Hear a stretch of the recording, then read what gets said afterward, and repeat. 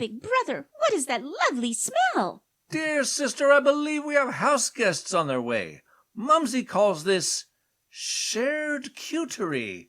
Oh, well, I have no idea what that means, but I smell so many cheeses and meats and yummy things. If she means to share it, why did she put it up so high? Perhaps, dear sister, to keep it from the farmhouse mice we are contractually obligated to ignore. Oh, that makes sense. Well, Big Brother, how long do we have to wait? I smell cheddar and gouda and Swiss and sausage and pepperoni and cheddar and mozzarella and Havarti and cheddar and oh, Big Brother, I'm so hungry! Fear not, dear sister, I shall give you a boost.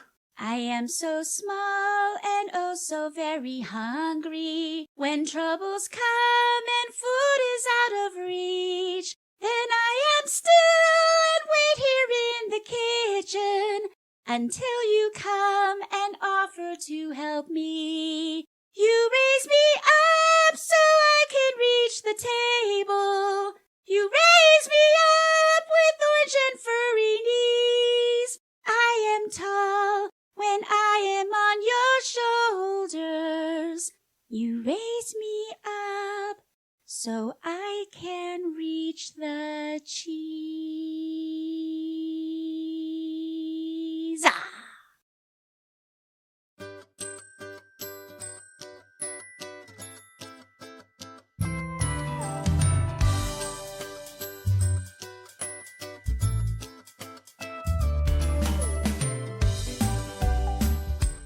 Welcome to CounterCultureWISE, a Stormcat production, with your hosts Melanie Hope and James Monis.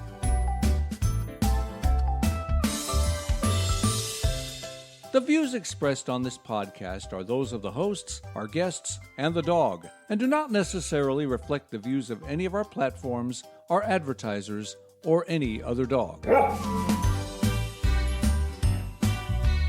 As you listen today, please remember, we are so much more than a podcast.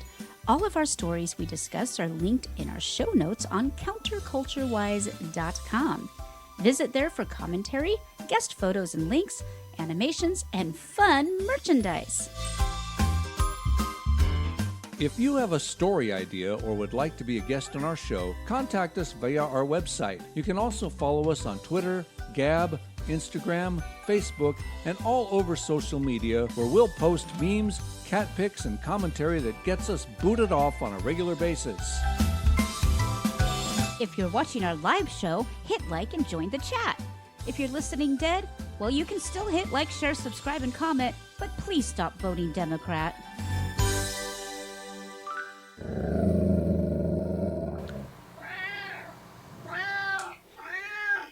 I forgot to turn off the fan. I bet you that was a lovely sound for our audience. Well, welcome everybody to another CounterCultureWISE show. We have a really, really fun show for you today because it's all about Fritzy's favorite thing, cheese. And she happens to be in the room with us. Actually, everybody is in the room with us. They've all had an agreement to be quiet. All in the room, and they all promise that they behave themselves. Yeah, so hopefully Max won't take over the mic like he usually does, but let's hope that they all behave themselves. Welcome, everybody. Welcome, welcome, welcome. I am your hostess with the mostest, or at least a lot of stuff anyway. My name is Melanie. I got a lot going on. I got junk in my trunk, let me tell you. Melanie Hope, that's me. Yes, sirree, Babaruski. And Melanie with Hope. Me, not just any Melanie Hope. I am the Melanie Hope, and don't let anybody tell you anything otherwise. I'm the one.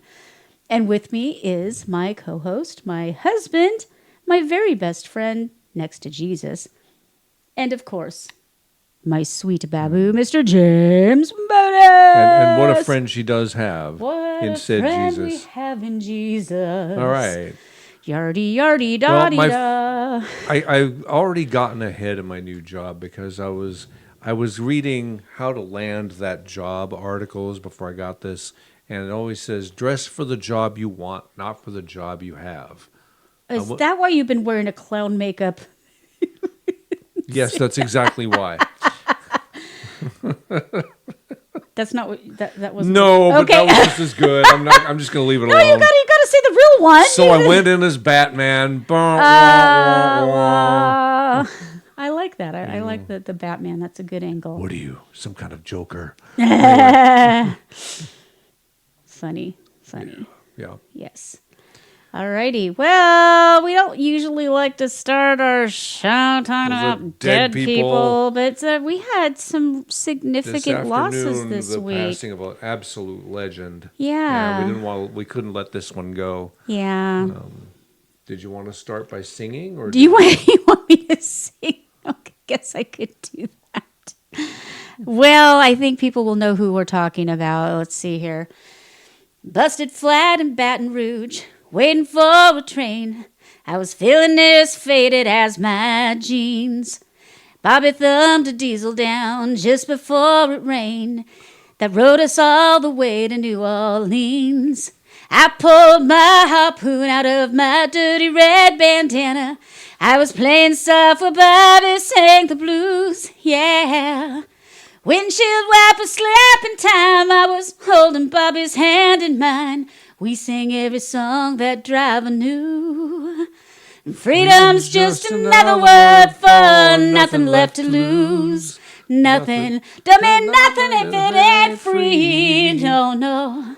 Yeah, feeling good was easy, love, when we sang the blues. You know, feeling good was good enough for me. Good enough for me and my Bobby McGee. Good song. Yeah, the legendary Yeah. actor, singer, Rhodes Scholar. He was a good actor, too. And heck of a good-looking guy. He was a Rhodes Scholar? I did not know that. Yes. Holy moly. We'll find out more about that in a moment. Okay. But my mom had a gigantic crush on Well, this who guy. wouldn't? He was a good-looking dude. Yeah, he was that Real rugged, good-looking dude. good-looking guy, and Yeah. just amazing. Chris Christopherson, the legendary country singer and acclaimed actor, died peacefully in his home in Maui, Hawaii. How old was he? 88.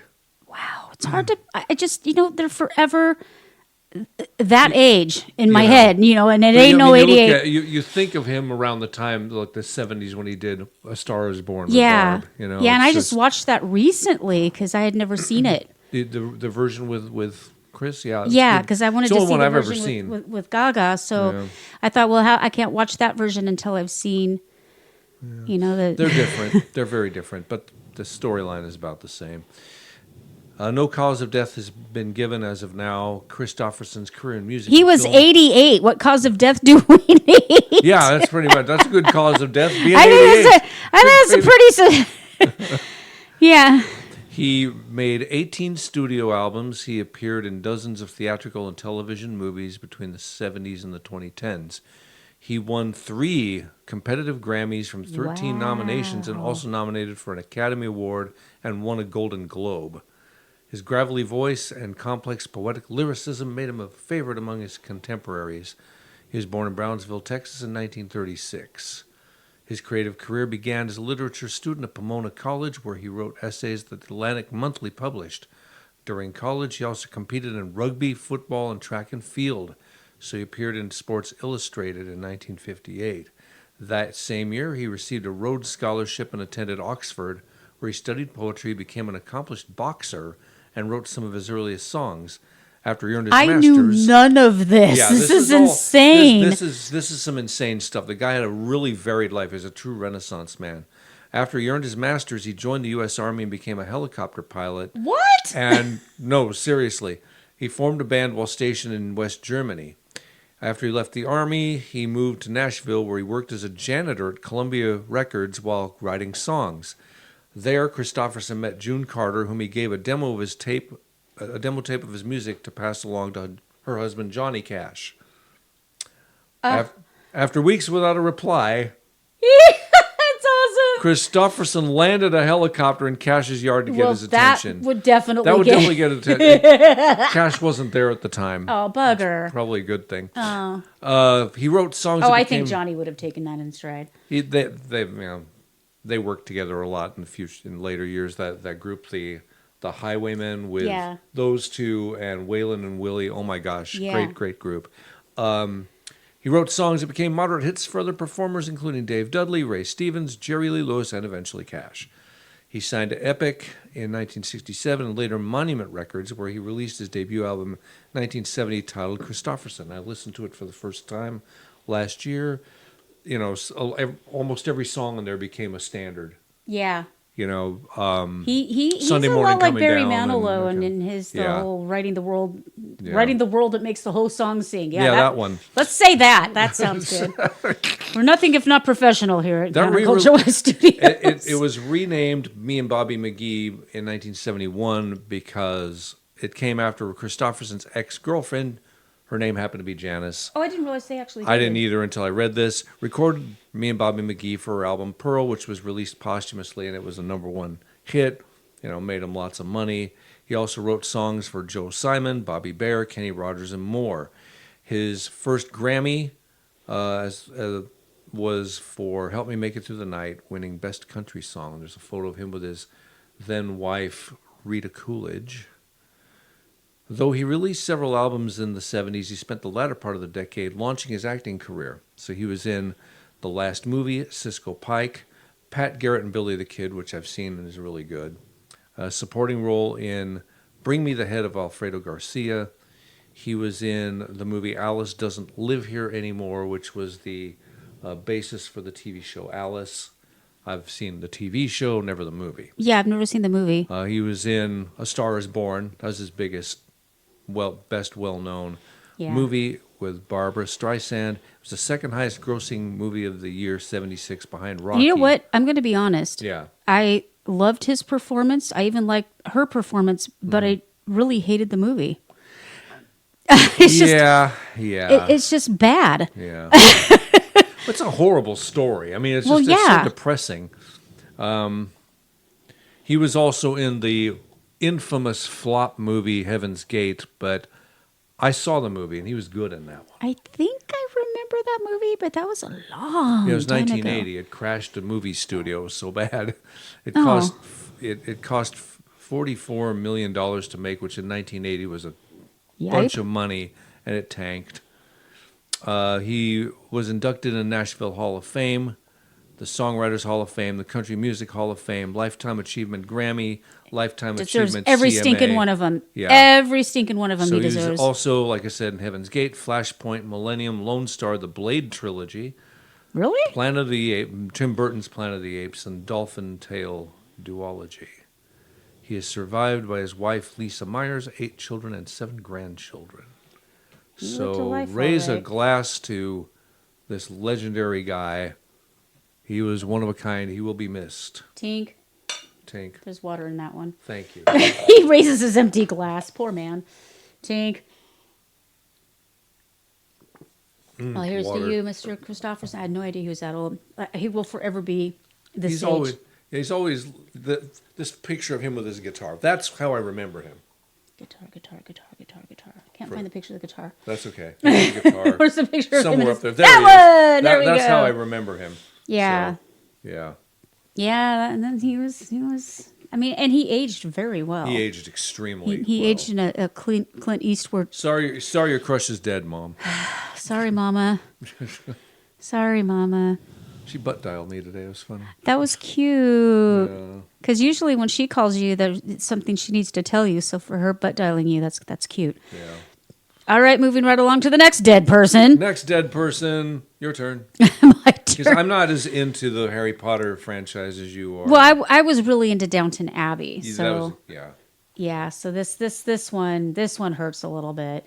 Maggie Smith. I mean, when you think of somebody in their 80s, that's who you think of. Yeah. So you don't think of Kris Kristofferson, and yet they're the same age. It's just that we didn't get to know her until later. Right. Although she had a long career. Movies that I saw when I was a kid, I didn't make the connection. Yeah, a long, beautiful career. It's just we don't, we don't know.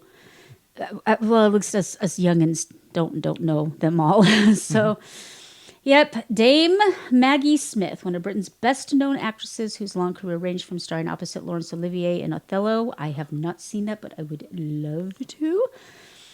On stage in roles in Harry Potter, which, of course, our younger folks will recognize her, and Downton Abbey, where I met her and loved her. And, she was 89. Yeah. That is a good ripe age. I It think is it's with a great good age sadness we have to announce the death of Dame Maggie Smith. She passed away peacefully in There's nothing hospital like a early dame. this morning. An intensely private person, she was with friends and family at the end. She leaves 2 sons and 5 loving grandchildren who are devastated by the loss of their extraordinary mother and grandmother. She had a wonderful sense of humor. We'd like to take this opportunity to thank the wonderful staff at the Chelsea Westminster Hospital for their care and unstinting kindness during her final days. Okay, I don't understand half those words, but okay. She was born in 1934 in Ilford, then a middle class... Oh, God. I was born middle class. Yeah. London suburb shortly before the start of World War II. The family moved to Oxford, where her father worked as a pathologist. Not a pathologist, but a pathologist. That's the thing. I don't know. At Oxford University. A lot of highfalutin pinky lifting there. And graduating from high school, Smith attended the Oxford Playhouse School from 1951 to 53, making her stage debut in an Oxford University Dramatic Society production of William Shakespeare's Twelfth Night. She went on to appear on Broadway in New Faces of 1956 and then held the lead comedian role in the London revue Share My Lettuce between 1957 I'd love and to see a 1958. show called Share My Share My Lettuce. Lettuce. Yeah. She soon began appearing regularly in plays at the Old Vic Theatre in London. Anyways, I'm not going to go through the whole thing. You can find the links on very long and CounterCultureWISE. varied career, very beloved and respected. Show. This is how I know her. Yeah. This is how I know her.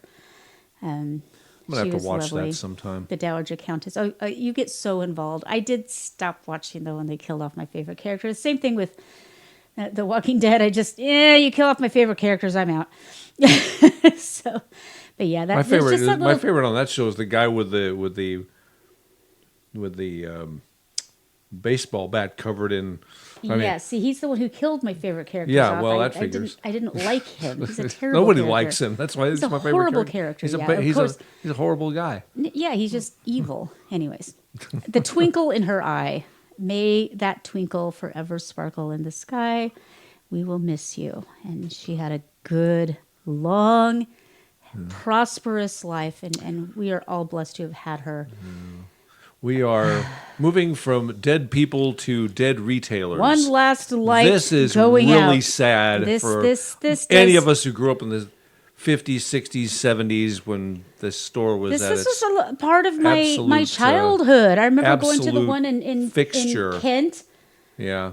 Which I guess later became Pay and Pack, and then that went away too. Yeah. No. Those are on opposite sides of Kent. Anyways, yeah, with the popcorn. Well, there and was the one in Renton that became a hardware store. I mean, it's sad.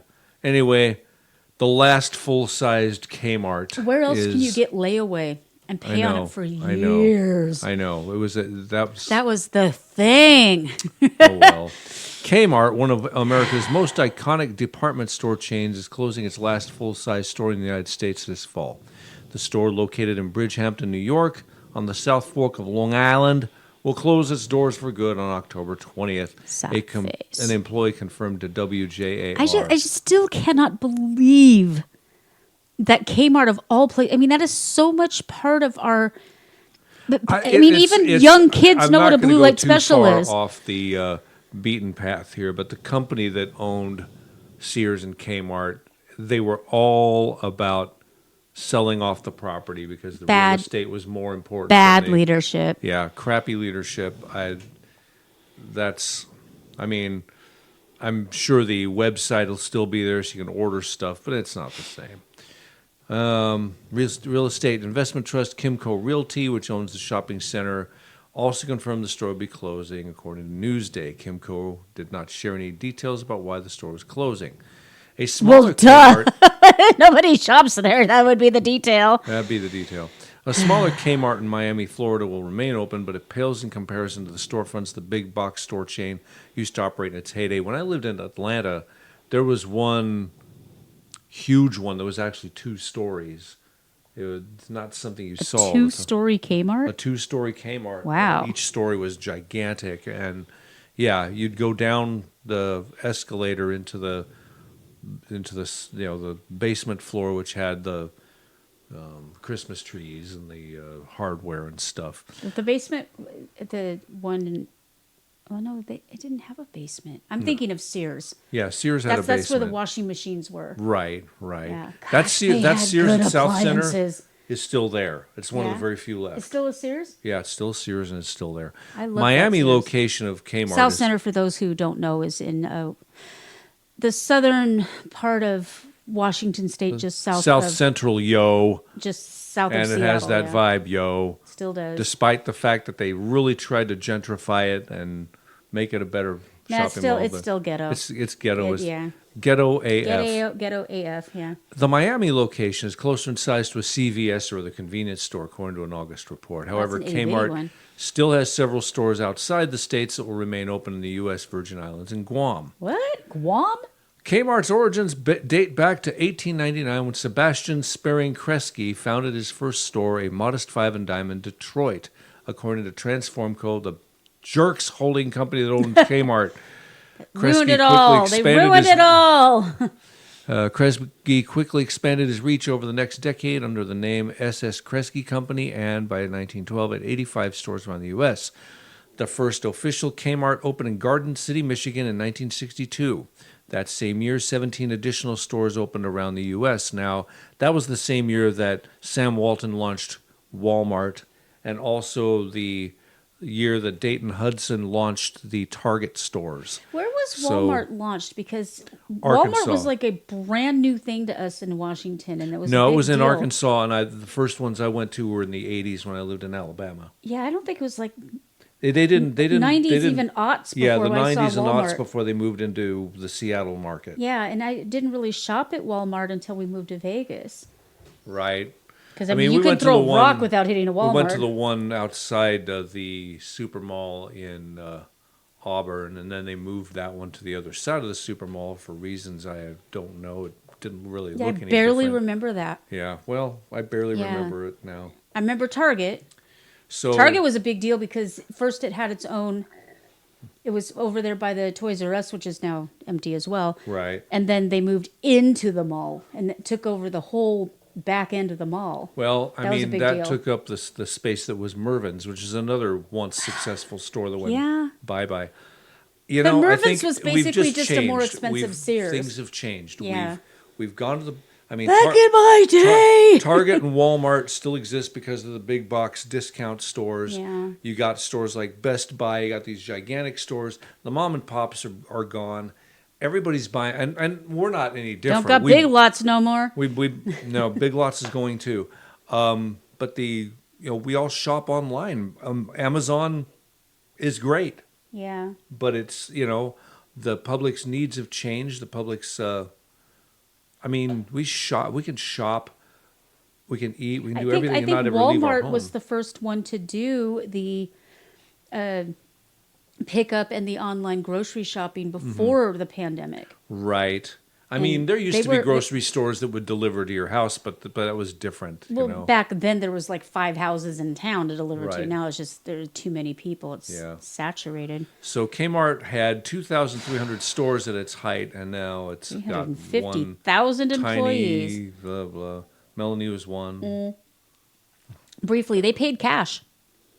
Your paychecks were in cash. I'll be darned. At least the one I worked at. That's shady. I got fired. That's really shady. Yeah, I got fired from Kmart. They brought me into the office, and I had the shortest lines because I was a cashier. I had the shortest lines because what would happen is if they would bring the item and it had the UPC code and it wouldn't scan, I would just type it in and move along. Well, apparently, if you don't scan, it didn't hit whatever metric they needed you to hit. And that upset them very much. Well, the customers la-herved me because if it didn't scan, you'd have to do price check and then sit there and wait and do the thing and whatever. But if you just typed it in, boom, Bob's your uncle, off you go. And since I had taken, I was in accounting at the time. So you I was knew how learning, to enter numbers and letters yeah, quickly. I 10 key 210. Yeah. That was our goal was 210 digits a minute. 210 a minute. So I was like, boink, boink, so if it didn't scan, So it off it would didn't go. properly record the inventory. Well, it did, though, because you still had to enter the blasted thing. But their metric was based on the beep, apparently. So they called me into the office, and they said, and I am not making this up, ladies and gentlemen, I am not making this up. She swears. You are not Kmart material. And I said, oh, does the blue light clash with my skin tone? You have never told me that. I have been fired more times than I care to mention. I get fired a lot. But I have never been fired in a situation where I was like thanking them. When they told me I wasn't Kmart material, I was like, thank you! Thank you! It was like getting the Oscar. They love me! They love me! I am not Kmart material. Oh, Yay! Okay, so granted, rent was hard that week, but I was so happy I was not Kmart material.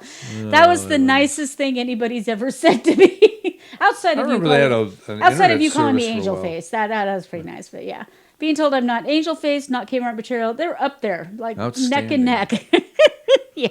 They even had their own internet service for a while, bluelight.com. Did they really? Yeah. Now, see, things like that would have kept them ahead of the game, but then they sold to a moron, and that was that. Just like Sears lost Craftsman. I mean, that is a heartbreak. Well, they were smart, in a way, because they were getting rid of the stores, but they understood the value of brands like Kenmore and Craftsman. Yeah. So those still exist, even though best commercials, the Kenmore best commercials. Yeah. So. Hey, our audience is back. We got Newts on the window. Newts on the window. I do love that we have a live audience here at CounterCultureWISE. So before we talk about this next thing, it's innocent until proven guilty. Yeah. Okay. It's hard because you kind of want to be on his side, but which is really difficult because he's such a jerk. But but he owned up. He owned up to the truth because he was, New York City was a sanctuary city, and so they started Texas. He started sending a bunch of illegals. And I'm sorry, undocumented migrants. I work for the state of Texas now. Oh, for crying out loud! They're illegals. They're illegal aliens. Let's just call them what they are. Eating all fine. Yeah. So fish-eating vegan mayor, as we like to call him, or Chuck likes to call him.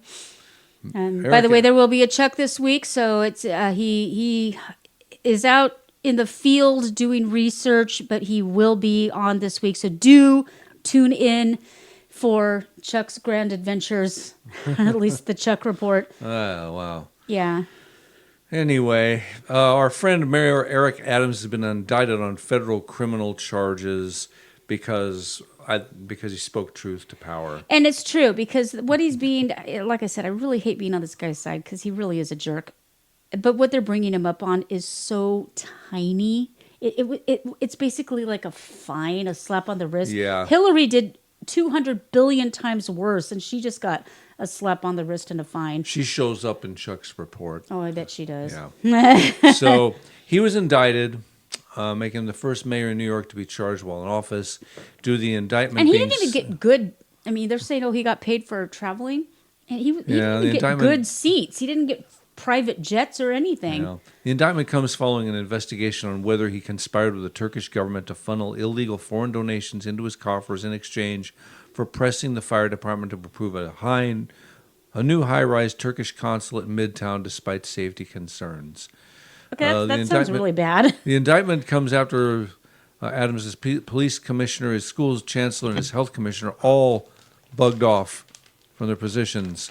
On September 5th, FBI raided the homes of two of his top aides, First Deputy Mayor Sheena Wright and Deputy Mayor for Public Safety Phil Banks. New York City Hall Chief Counsel Lisa Zornberg also resigned from her position following the resignation of NYPD Commissioner Edward Caban after the road. Am I just weird, or is this whole FBI raiding your home and your office thing kind of... I mean, you never heard about this before. This has become and a now, cliche. like, FBI's raiding everybody. It's a cliche. It's like the Spanish Inquisition. Like, Yeah. every time you open the door, nobody expects, Yeah. Why? Why are we doing this all of a sudden? This is like everybody's getting FBI raided. Everybody. And you get an FBI raid. And you get an FBI raid. And anyway, he once called himself the future of the Democratic Party and the Biden of Brooklyn. Boy, I hope he took that. He retracted that. Who calls themselves that? He called himself Why would you call that. yourself the Biden of anything? Don't know. However, the mayor's chances of winning a second term as well as serving out the remainder of his term are in jeopardy. There's calls for his resignation. Not surprising. But who they want to stick in, she's awful. Oh, Jermaine Williams? She's pretty awful. Awful. She'd be so far to the left, she'd be right. It'd be stupid. Which is what they want. Yeah. And he said, I always knew that if I stood my ground for New Yorkers, that I would be a target. And a target I became, Mr. Adams, 64, said in a statement Too old to be in office, by the way. If I am charged, I am innocent, and I will fight this with every ounce of my strength and spirit. I think this is because he called out the Biden-Harris regime, and I'm not going to separate the two names until after November 5th, but whatever. It is the Biden-Harris regime. And I call it the Harris-Biden regime, let's just be honest. The Hyde-embarrassed regime. Even Biden himself says she's the one who was running things. Well, half the time he doesn't even know what room he's in or what color his pants are. He knows what chocolate ice cream is, though. Yeah. So he's he finally realized that the toll that illegal migration has been taking on the city of New York, and he was fighting it, and he called out the administration on it. And I think that's the basis of all of this. They're just flexing their muscles. And I'm not saying that he's innocent. I'm not saying he's a saint. He could have very well done these things. It just smells bad to me. Yeah. Yeah, it just smells bad. And like I said, I'm not on his side by any stretch of the imagination because he is an awful, awful human being. And I've never liked him. He's a joke. Yet, kind of on his side for this one. I hate to admit it. I'm kind of on his side on this one. That's all right. We'll see what happens. Yeah. We got lots of time. Nothing but. Lots of time. What is this nonsense about the former Walt Disney Company? Well, sorry, I call it the former Walt Disney Company. This is the rentable question of the week. The people who run this have no idea what his legacy was. Well, this rant is more about the reporting of the question than it is about the actual issue. Okay. So, you know the characters that they dress up, the Sure. people and the costumes and whatever. Absolutely. Okay. And you know how Disney's gone completely woke and everything. So there was this big pushback about Tinkerbell. If you watch the original movie, the original cartoon, is jealous of Peter Pan and Wendy. Right. And because she's adorable, apparently the body positivity folks have an issue with her. So she was actually pulled. She's a fairy. She's not even a real. It's not. But real people would dress up as her. Yeah. So she was pulled as a character from one of the parks. Okay. Oh, crap. So then, some folks started talking about it as if it were a big thing, and then of course it became, Republicans pounce or react or whatever, because the story is never about the story. The story is about how the opposition reacts to it. So I'm never saying it right. Routers. It's actually pronounced Reuters. Reuter. You could have asked me before the show. I could have, but it's more fun to make fun of them because they're so terrible. I don't care to pronounce their name correctly. It's a French company. It's going to be pronounced Reuter. Ha ha. Okay, I'll lift my... Yeah. Anyway, they did a fact check, which of course means they got their They facts. lie. Yeah. So I just thought I would go through this fact check, which, let's face it, if you're going to do a fact check, you should check facts, not fifis, not your emotions, not what you think. You need to check the facts. So I want to just read this article because it's kind of funny. I want to apologize. Reuters is actually a British company. Yeah. Just Want to be Pass the Grey fact Poupon. checking. I I really myself. honestly don't care. I just really honestly don't care. Okay, so no, Disney has not removed Tinkerbell the fairy from Peter Pan from all its parks or events because she is problematic, a spokesperson for the company said. Now, right out of the gate, nobody ever at all, not once, ever has said that Disney has removed Tinkerbell from all of its parks. In fact, the article that was talking about this said Disney World. Where is Disney World? Florida. Okay. How many parks is that? Let's see, carry the 5. 1. 1. Yes. So, at no time has anybody ever said that Disney has removed them from all parks. Not even a thing. So the first sentence out of the gate is a lie. They continue. Everything in works turns to crap. Right. Tinkerbell is being canceled now, reads the caption of a social media post, sharing an image of the fairy with the text, Disney cuts Tinkerbell from meet and greets, labeling her as a problematic character. Unfortunately, when I saved this, it did not give me the actual picture, so I'm going to go see if I can find it. And while she's finding it, drop everything. Oh, wait, I have a thing for that. You need to warn me. Warn me about this. Drop everything. Drop everything. Yes. And go to our website. Hit like, hit share, hit subscribe. Tell your friends, tell your neighbors, tell your enemies. Yes. And, folks, if you're enjoying this and you're on, I don't know, Apple or any of those places where you can hit starred reviews, give us a, let's see, 440,000 star review. Yeah. Doesn't that take a while? Well, it does. I mean, you have to keep hitting it. But here's the thing. If you're not enjoying this show, don't be like, those bozos that 1 or 2 stars, 0.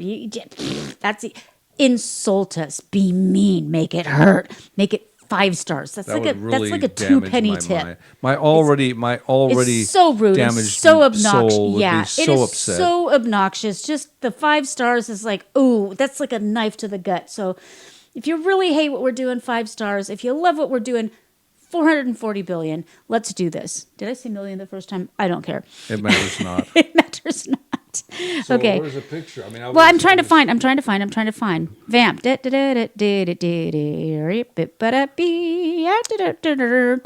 loaned a bunch of money to a friend of mine. Oh, you know what? It just says false. Okay. Never mind. Problematic, I guess. Yeah, it's stupid. It's just got a red circly thing and the word false.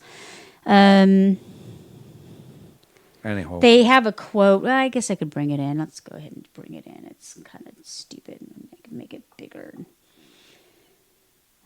They have the quote from the rep. So, boink. There we go.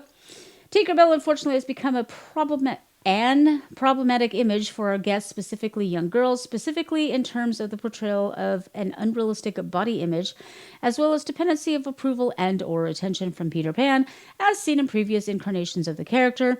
We feel these traits are no longer representative of our inclusive, focused values, and thus are currently in process of redesigning an updated Tinkerbell for modern audiences. Disney Rep May 2024. So she's going to be a fat black broad? But they're saying that they did not do this.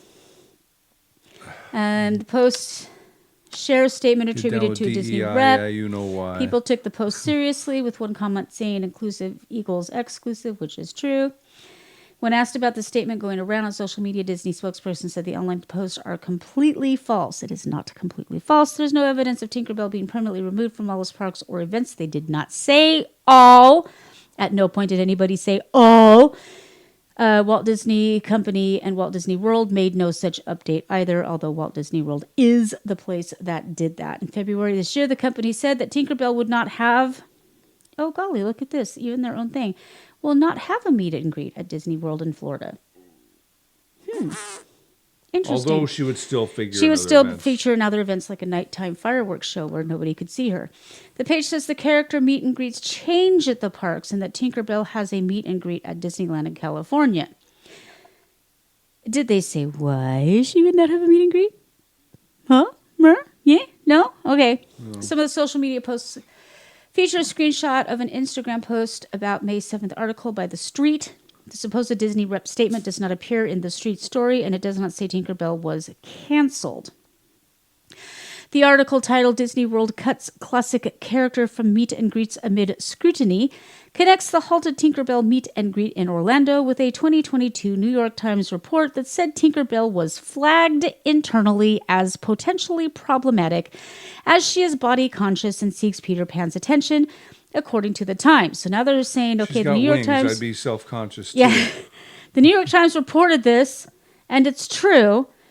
And so then this other outlet reported on it and said, wow, this is not cool. And because they said it's not cool, it must not be true. But the New York Times reported it, so it must be true. So the verdict is that it's misleading. She has not been canceled by Disney, but that was not what they said.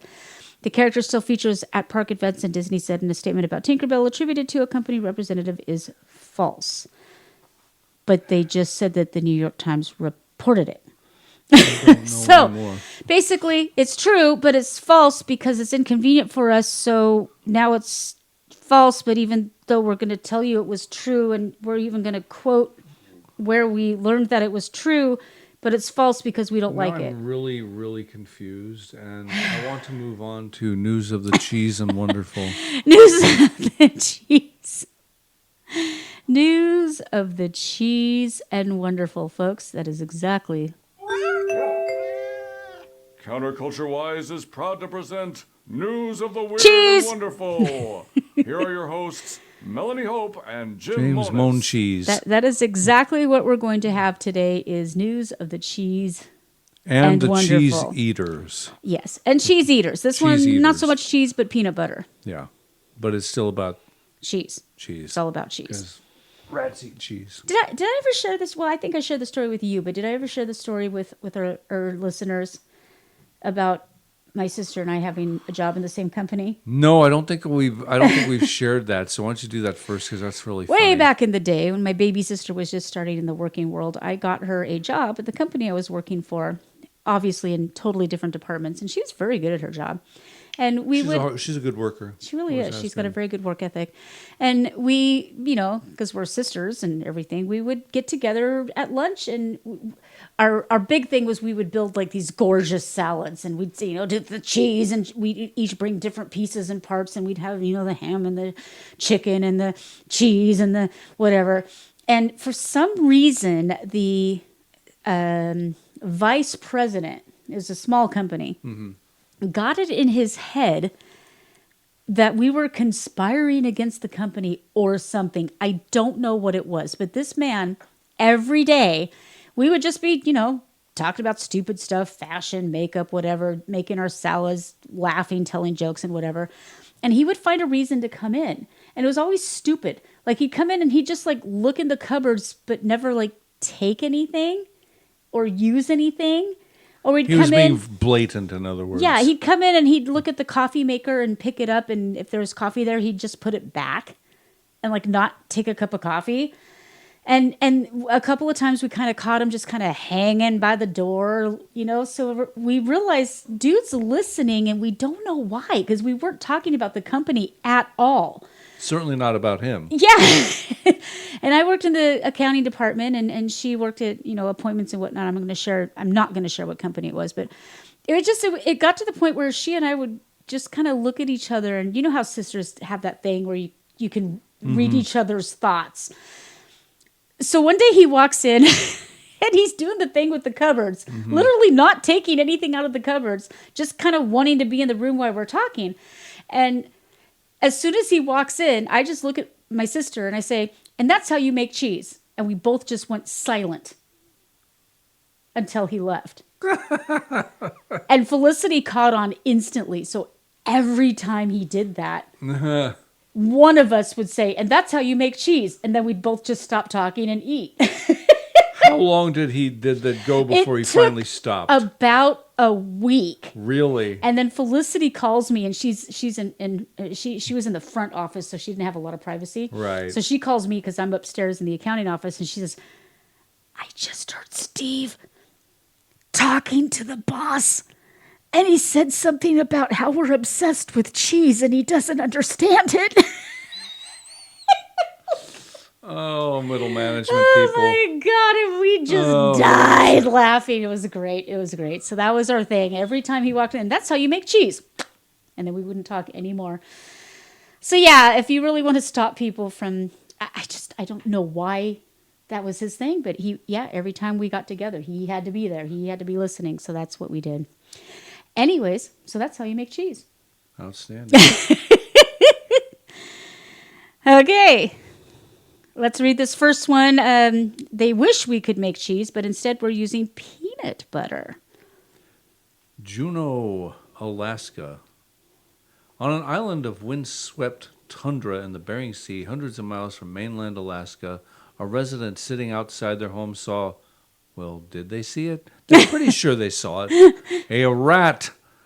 Oh, no! The purported sighting would not have gotten attention in many places around the world, certainly not in Texas, but it caused a stir on St. Paul Island, which is part of the Pribilof Islands, a birding haven, sometimes called the Galapagos of the North for its diversity of life. I'd be willing to go along with the freezing to get some photos. That sounds amazing. I have been up there, and it is gorgeous. That's because rats that stow away on vessels can quickly populate and overrun remote islands, devastating bird populations by eating eggs, chicks, or even adults and upending once vibrant ecosystems. Shortly after receiving the residents' report in June, wildlife officials arrived at the apartment complex and crawled through nearby grasses, around the building, and under the porch, looking for tracks, chew marks, or droppings. Rats are pretty good at letting you know they're there. Yeah, they are. They baited traps with peanut butter and set up trail cameras to capture any confirmation of the rat's existence, but so far have found no evidence. We know because they probably saw Chihuahua. Probably. We know because we've seen this on other other islands and in other locations in Alaska and across the world. The rats absolutely decimate seabird colonies, so the threat is never one that the community would take lightly, said Lauren Devine, director at the Aleut Community of St. Paul Islands Ecosystem Conservation Office. That's a heck of a name. Blah, blah. The anxiety on St. Paul Island is the latest development amid long-standing efforts to get or keep non-native rats off some of the most remote but ecologically diverse islands in Alaska and around the world. Rodents have been removed successfully from hundreds of islands worldwide, including one in Alaska's Aleutian chain, formerly known as Rat Island, according to the U.S. Fish and Wildlife Service. But such efforts can take years and cost millions of dollars, so prevention is considered the best defense. Wait, hold on. Including one in that chain, and it was known as Rat Island because it had one rat? No, I'm sure there were probably more than one. It doesn't say there. But it says one, including one. Rodents have been removed from hundreds of islands worldwide. One island. One island. One okay. island, honey. I read that wrong. Yes, you certainly did. Yeah, stop sticking your tongue out. They can't see you, spaz. If you had any idea what Jim looks like, you wouldn't listen to our podcast. Okay. Actually, it'd be so cute because we could just pan around the room at all the critters. The fabulous Fitzy Fats. Yes. The fluffy, star of Princess She's So Fluffy Fritzy, which we need to bring back. Well, we did. She brought us in the show today. That's true. She did. Song. We did do that. She's quite the little songstress. She's got quite a voice, hasn't she? Quite the little songstress. Such an excitable... Especially around Christmas, yeah. But yeah, this community of 350 people is very, very scared that the rats are going to take over. But they didn't find the rat, so they tried everything. Yeah. So we don't know for sure. Wow, foxes. They got rid of foxes. Mm-hmm. Fur traders introduced Arctic foxes. Yeah, you can't just introduce a species, a random species. You can't do that. Well, that's there was fire ants coming from we're stuck South with the America. Blasted things now, and I don't like fire ants, but we're stuck with them. Thanks a lot, South America. Yeah. They're not sending their best, as Trump would say. They're not sending their true. best. They're not sending their best. Jim's working on that because we have some sketches coming up. Yeah. I kind of hope he gets in office just for the memes. I know. They're eating dogs. They're eating the cats. Wagga, wagga, wagga. Yeah, eat the dog. Eat the cat. So way too much fun. All right, so we go from Alaska to the other end of the country, to New York City. New York City. You know, where and lots we're of still rats- talking about rats. we're So, still I mean, the talking show about could rats. have been about rats, but, Yeah. rats eat cheese, and then we have more stories about cheese. So We do have some actual cheese stories coming, I we promise. do. They're coming. They're cheesy. Trust me. All right. So, New York City Council voted Thursday to use birth control on rats. Yes. According to the bill, a local rat contraceptive pilot program will begin in a small section of the city, 180 days after the bill is passed. For no less than 12 months immediately after the deployment of the rat contraceptive. I wonder. So are these going to be rat rubbers? Or I don't know. I'm or- curious. Rat rubbers. Better than rubber rats. Yeah. The department shall perform monthly inspections of each pilot program area and each pilot program comparison area. During such monthly inspections of the pilot program areas, why with all the P's? The department shall track the amount of rat contraceptive in each rat contraceptive dispenser. So the rats are going to push a little button, get the pill, and be like, "Yeah, baby, I'm hitting the town. Woo!" Oh, check a rat. Wow. You'll have the woo rats now. Woo! The pilot program is inspired by New York City's beloved Flacco the Owl, who died earlier this year with rat poison in his system. Oh, that's so sad. Yeah, that is New sad. York City Council members Sean Abreu, the bill's sponsor, said he worked with Contrapest, a type of birth control, to find less harmful ways to reduce the New York City rat population. I know of a less harmful way of doing it. Stop importing people that become homeless and trash up the joint. And then the rats helps. won't have so much to eat. That helps. Yeah. Abreu also noted that other steps, such as having New Yorkers put trash in containers, gasp, will make the contraceptive more effective. Contrapest has been utilized by the city in the past, but it was not practical, according to a veterinarian with over 12 years' experience who spoke to this particular news organization. But of course, they're not going to give us any more about that because, forget you. Make the rats take the pill. I wonder if they... I wonder if they have to do like the thing where they do, 20 days of the yellow pills and then 7 days of the white pills. I hope not. Yeah. It's complicated enough for women, let alone I'm telling you, rats. man. I'm That's telling crazy. you. I have PTSD from those dang pills. Okay, well, we talked about this cheese last week, like not too long ago. Right. And now we have an update on the mummified cheese. Mummy cheese. Mummy cheese. Wait, isn't that a song? Mummy cheese, mummy cheese. It is now. About 20 years ago, researchers discovered 3 ancient mummies in China. They had a strange white substance smeared around their necks, which turned out to be chunks of preserved cheese. Around their necks? Yeah. Dating back around 3,600 years, it was the oldest cheese ever found. Well, okay, but if it was around their necks, did they mean it to become cheese? I don't know. I've just might made have it been like, through one paragraph. I have no idea. May you go into the afterlife with milk and honey, and then later on they're like, oh, look, cheese.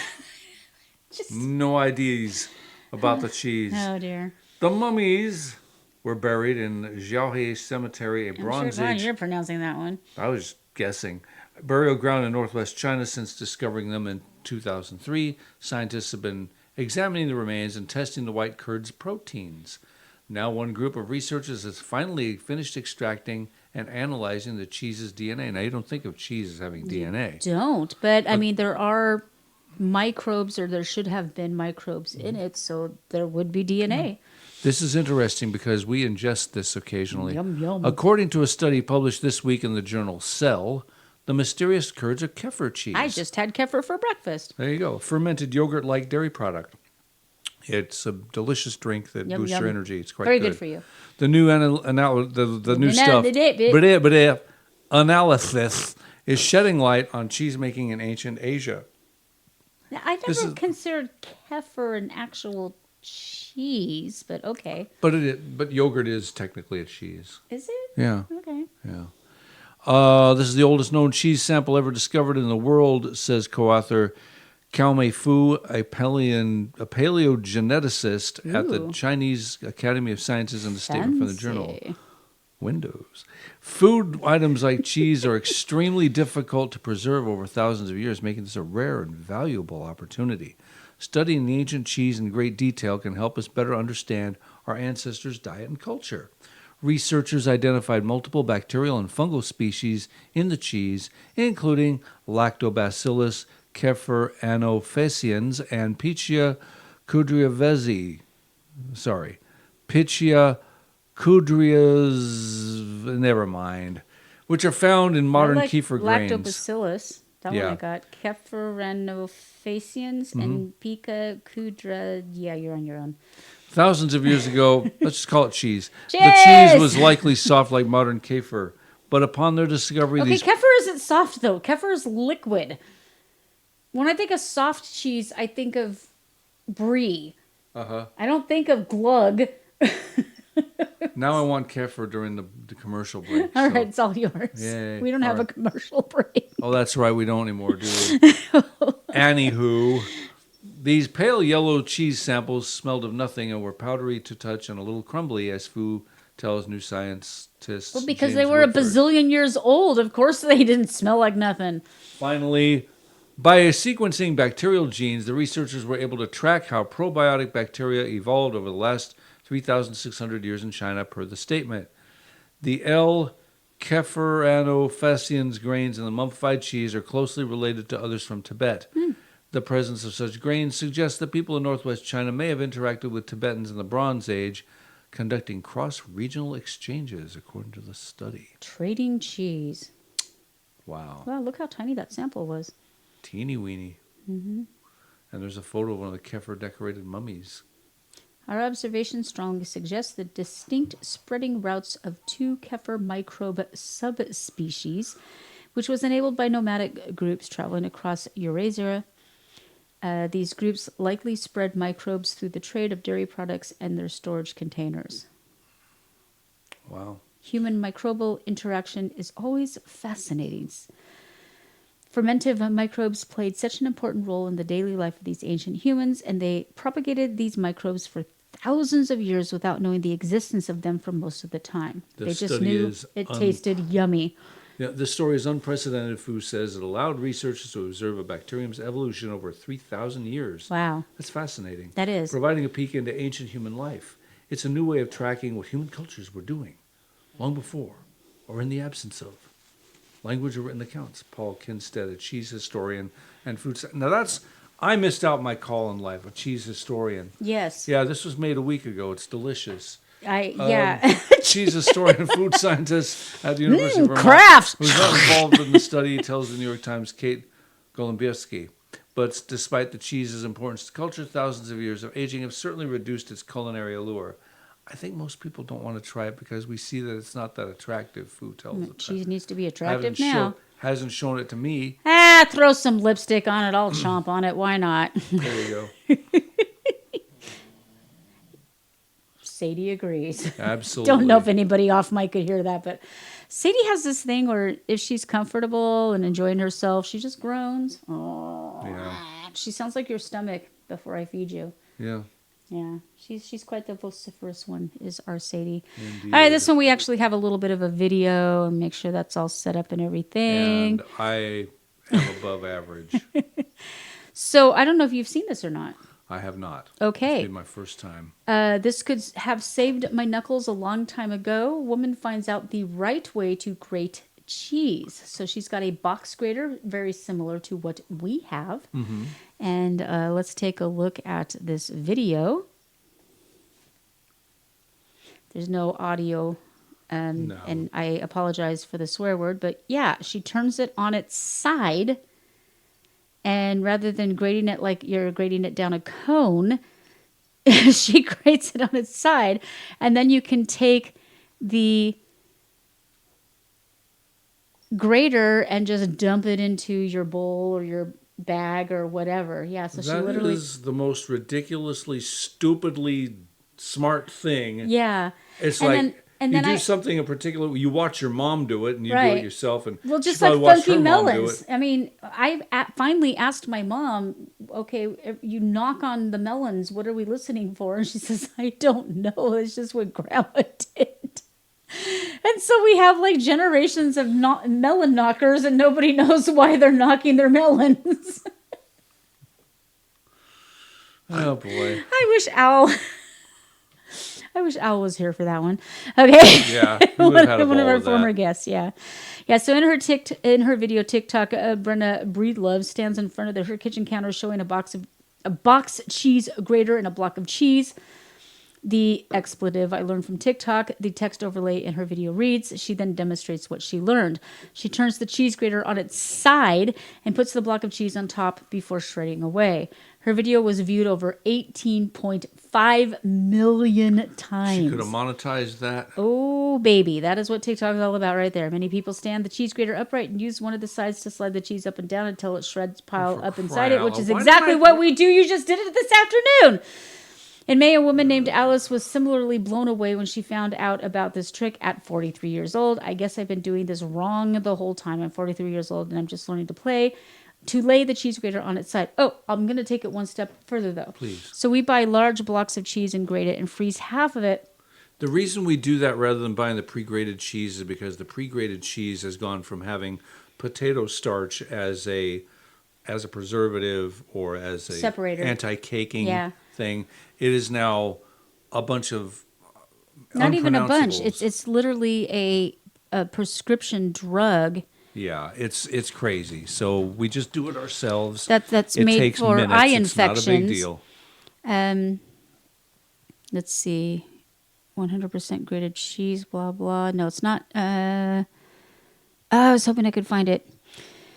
Anyways, the grated cheese, it literally has an anti-caking agent that is a prescription drug that's made for eye infections.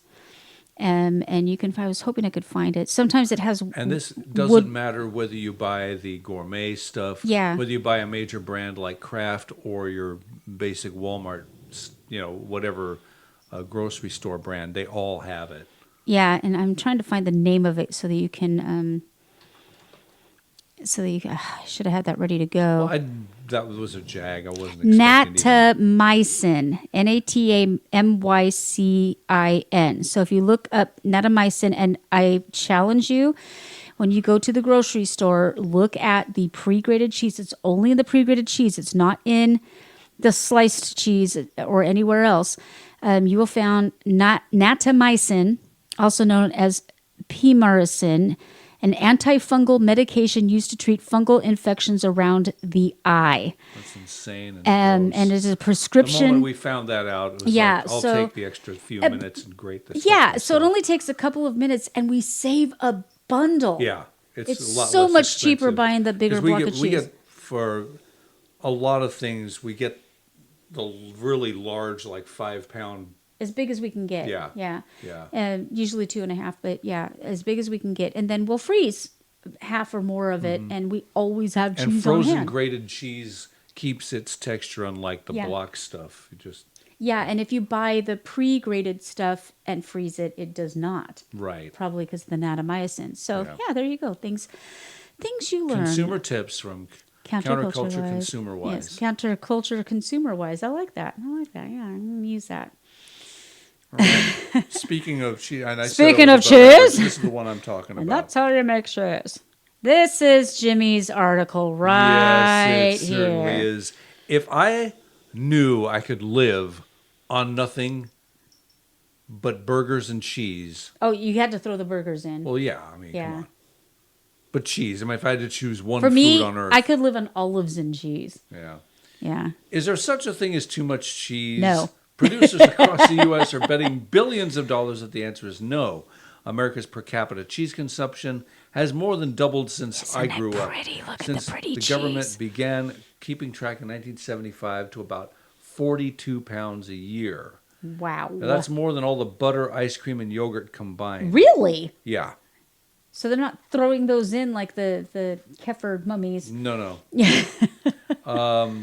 and I will vouch I probably eat at least that much a year. Oh, yeah. You could eat a block of Easily. cheese in one sitting if I Easily. let you. That's another reason we grate the cheese and freeze half of it is to protect Jim from himself. Because if we have what I call slicing cheese, like a block of cheese that he can slice, he will hanker. Which we have. Yeah, well, I've been showing some restraint because I don't really have anything. Yeah. He'll like hanker for a crackers to put hunka, on. and that cheese is gone.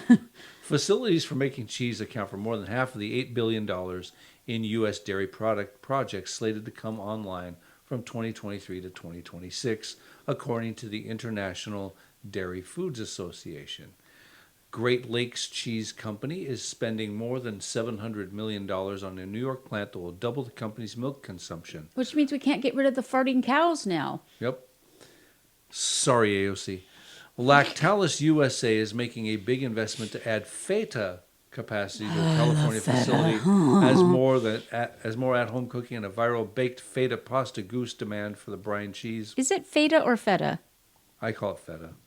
I don't know why. You just said feta twice. I know, but I'm sure it's feta, but I was calling it feta. I don't know why. Pasta goose demand for the brined cheese. Pasta goose demand. Sargento Foods Incorporation, Feta. which It is feta. how about that? Feta. Feta. So it's somewhere in between how I was pronouncing it and how I was pronouncing it. Yeah, it's not Okay. feta. It is feta. So, Yes. Sargento Foods Incorporated, which is one of the companies that makes Fritzy's beloved string cheese, Oh, she does love her string cheese. just formed a partnership with Mondelez International Incorporated, aka Nabisco, to package Only you would bite-sized- know that. Yeah, I would. To package bite-sized cheese with Chips Ahoy cookies and Teddy Grahams in portable snack packs. Smart. That's like Oscar Mayer's Lunchables, I guess. Yeah. And Which Teddy have Grahams gone and portable snack downhill. Lunchables, boo. Yeah, That used to be one of my favorite things, the little mint and the little squeezy mustard thingy. Yeah. Yeah, none of that is none of that now. So you'd be hard pressed to walk around any of our facilities and not trip over an under construction sign, says Rod Hogan, Sargento's No, that's Innovation just an Chief. OSHA violation right there. In the area of low fat dieting that boomed throughout the early 1990s, Boo, it made us all fat. which is like bogus, we all know now. There was a nutritional war on saturated fats, said Corey Geiger, lead dairy economist at agricultural lender CoBank. Many Americans opted instead for products like skim milk and light yogurt until Bad the for you. rising popularity of low carb diets such as Atkins and South Beach, gave cheese. I'm the South Beast. Gave cheese a boost around the turn of the millennium. In the years since, even as paleo adherents and vegans eschew dairy Gesundheit, increased demand for high protein foods has again put cheese on the menu. Pandemic accelerated cheese's ascent. I can imagine because that is a comfort food. It is. When restaurants shut down, home cooks tried to recreate their favorite dishes, complete with piles of cheese. Others found increased opportunities to indulge while working 10 feet from the fridge. That's you. Yep, it is.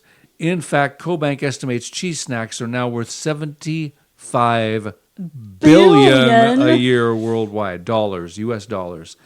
The most traditional cheeses only have 4 ingredients: milk, salt, cultures, and enzyme. Pretty simple. A simplicity that adds to their appeal. Fat is not as much of a bad word as it once was, but ultra-processed is Amen. good. If Says you have Michael to put the word food, product, food, if you have to put the word food on your label, it's not. Like American cheese Yeah. food product. Dun, dun, dun, dun, dun, dun, dun, dun. Fat is not okay. What the ultra process is, says Michael Burdeny, president of Challenge Dairy Products Incorporated, a California butter producer. They're the ones that have the big elk on the label. Yeah. We used to get there. I don't see them here. I haven't either. I've just seen. I think I've seen Challenge once or twice, but it's usually Land of Lakes and then Dairy Gold Land and of then Lakes minus whatever the store. minus the native. They kept the land. Yeah, got rid of the how native. American can you get? Yeah. Okay, and Agrimark, the owner of Cabot Creamery Cooperative, and they make real good that extra sharp Vermont cheddar. They're the ones that make the white stuff. They make that. That is amazing. Yeah, with the black wrapper. Yeah, They that's make good stuff. squares of cheese designed to fit on crackers, no knife required. The Cracker Cut lineup, which started in 2017 with 6 varieties, now has a dozen after adding Gouda in May. Kraft was doing that a long time ago, so I'm not sure whether. But anyway, Cabot makes more than Yeah, but 100. it's Kraft. This is actual cheese. Yeah. Cabot makes more than 140 cheese products, with new releases outpacing the company's other dairy categories, according to Sarah Healy, Cabot's senior vice president of marketing. Cheese went from a snack that consumers felt a little guilty about to something they felt really good about. To something that's basically our main staple, yes. Yes. Wow, look at this. The selected Eating more dairy. dairy and Yeah. drinking less. Uh-huh. All right. So Cheese investment will be a welcome relief to a dairy industry reeling from decades of tumbling demand for a tall glass of cold milk. Yeah, I don't drink tall glasses of cold really milk don't that drink much milk in anymore. it. Yeah, I mean, even I have do it. once in a while, Very, but, very but rarely. not very often. I mean, honestly, when the I only was a kid, time- I drank it all the time. Yeah, the only time I ever actually have milk in the house is if it's for a particular recipe. Right. Yeah. And this brings up something else in this article in a second here. Some of the decline can be traced to plant-based alternatives such as almond and oat milk, which I like those too. A concern that We'll doesn't have a story really, about that in a bit too. Okay, cool. A concern that doesn't really affect cheese, because almond cheese is yuck. Yeah.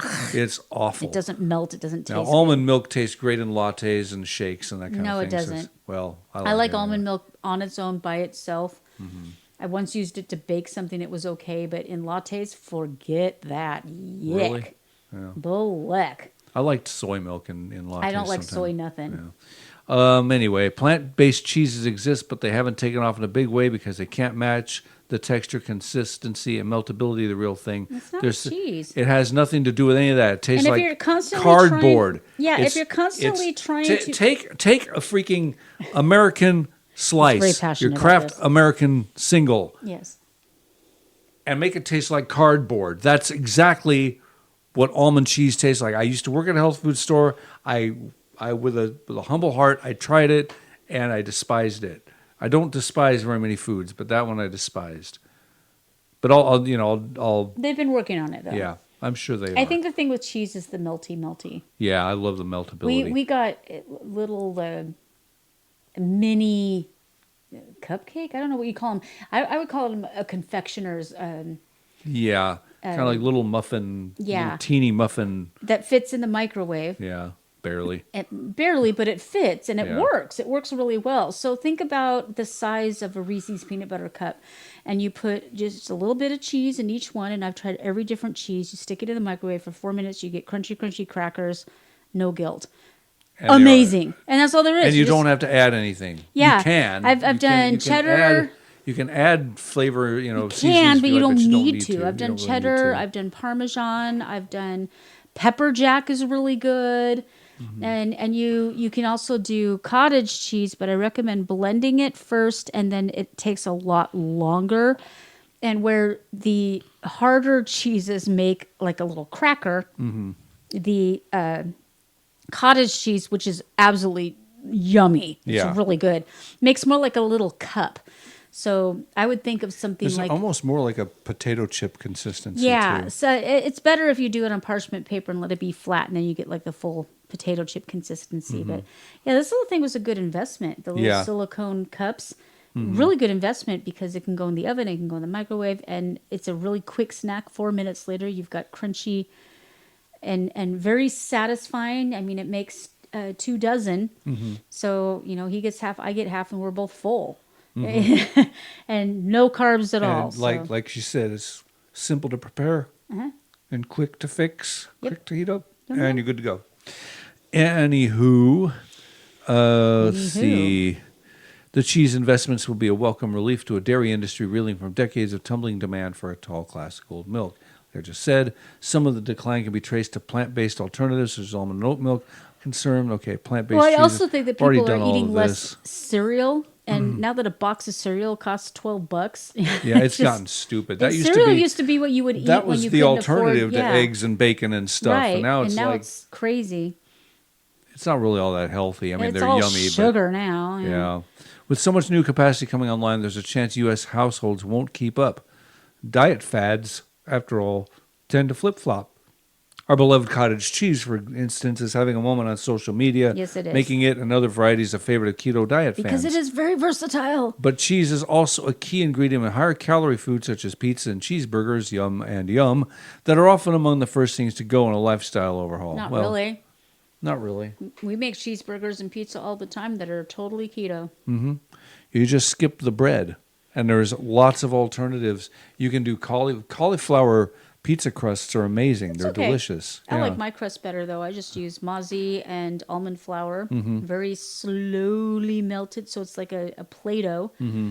Then smooth it out into a crust, and then add all the Or ingredients. skip it, call Domino's, whatever. But it's still. Well, that defeats the purpose. Okay, you know what?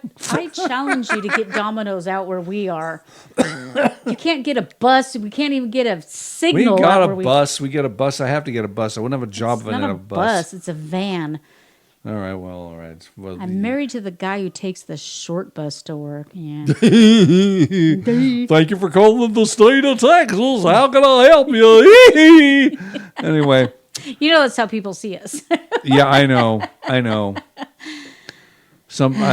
going to go on a rant. I don't even know everything there is to know about the job yet. It's just been 1 week, and I literally have 5 or 6 months of training. Wow. So this is going to take a long time. But you have your own office. I do have my own office. How badass is that? I think it's really cool. It's like it gives me an incentive to come to work. Yeah. I mean, it really makes me happy. And they let you decorate it. Within reason. I mean, I Well, can't. yeah, really- I'm not going to send you my OnlyFans pics, but No. you know, You have. I'm not on OnlyFans. Okay, just checking. God, I mean, they would pay me to just not be there. oh no.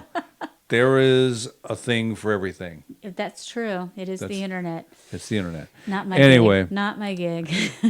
Domestic demand and economic conditions simply don't augur continued growth at this rapid pace, says Erica Madkey, who likes to use fancy words like augur, a vice president at researcher Ever Ag Insights. We suspect that this wave of investment, particularly in cheese, will lead to an oversupply situation, at least in the short term. So, long story short, invest in cheese. Eat cheese. Invest in cheese. Invest in cheese. Eat cheese. And now, One of my favorite desserts. yeah, it's up there with. I made a really, really yummy keto cheesecake like a couple of years ago. Why don't I do that again? Why don't you do that again? I think I will if I can find the recipe. Yeah, we got to again. figure out how to make a keto. What is that thing called? Yeah, there's no way you can make that keto because you have to do the thing with the sugar and the crusty What are thing. you you're I talking can't about? think of the word right now. You're talking about that custard thing. Yeah, and I can't think of the word. Tiramisu? No. That's No, not it. tiramisu. That's It's, chocolate and cocoa and ladyfingers and whatnot. No, I'm thinking of crud. Don't you hate it when you've got it right at the tip I know of your exactly tongue? what you're talking Yeah, about. creme brulee. Creme brulee. Creme brulee. Yes. Creme brulee. Yum, Yeah, that is yum, yum. by far, hands down, my That's her favorite favorite dessert by of far. all time. So we mentioned Kraft. Now you get to talk about the company Kraft. Or I do? Now it's known Do I Kraft really? Heinz Company. All right. Or Kraft Heinz, as I call it sometimes. Well, you know we love our Guinness records. So, That's true. world's largest cheesecake, weighing 15,008 pounds, unveiled at Upstate New York Festival. Let's take a peek. The Kraft Heinz Company broke the record for the world's largest cheesecake at the Lowville Cream Cheese Festival in Lowville. Well, of course it was in Lowville, because otherwise it would be named the Peninsky. On September, according to that, Guinness World Records website. Okay, the cheesecake's weight came in at 15,008 pounds, and Lieutenant Colonel Adam Keller from the 6th Squadron. Why is this important? 6th Squad. Why can I say the word? 6th Squadron, 6th Cavalry of the 10th Mountain Division. I was Cut in the first military. piece. The festival's Facebook page Might have been an said- honored guest because he was a veteran or something. Yeah, you never know. Smurf. Okay, so here it is. They put the Philadelphia label on it. Because, that's And then there's a sign that valuable says brand. "Big Cheesecake." That's hilarious. Big Cheesecake. Yum. Okay, Louisville, and you did not put an apostrophe in its. Please tell me I am not looking Melanie, at an article. we need to move on. Or Please tell we need me. to move on. We need to move I on. can't move on. That is an egregious error. Whoever the editor was of this article, fire them immediately.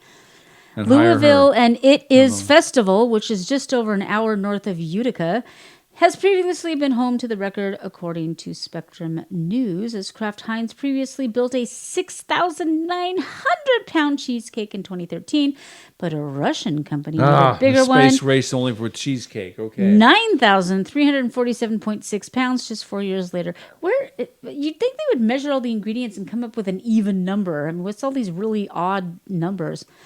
As the leader in cream cheese, we are always looking for ways to share our iconic brand and remind people of our delicious and creamy taste, says Kraft Heinz Louisville. We're talking Philadelphia, right? Right. Yeah. That's the brand. Yeah.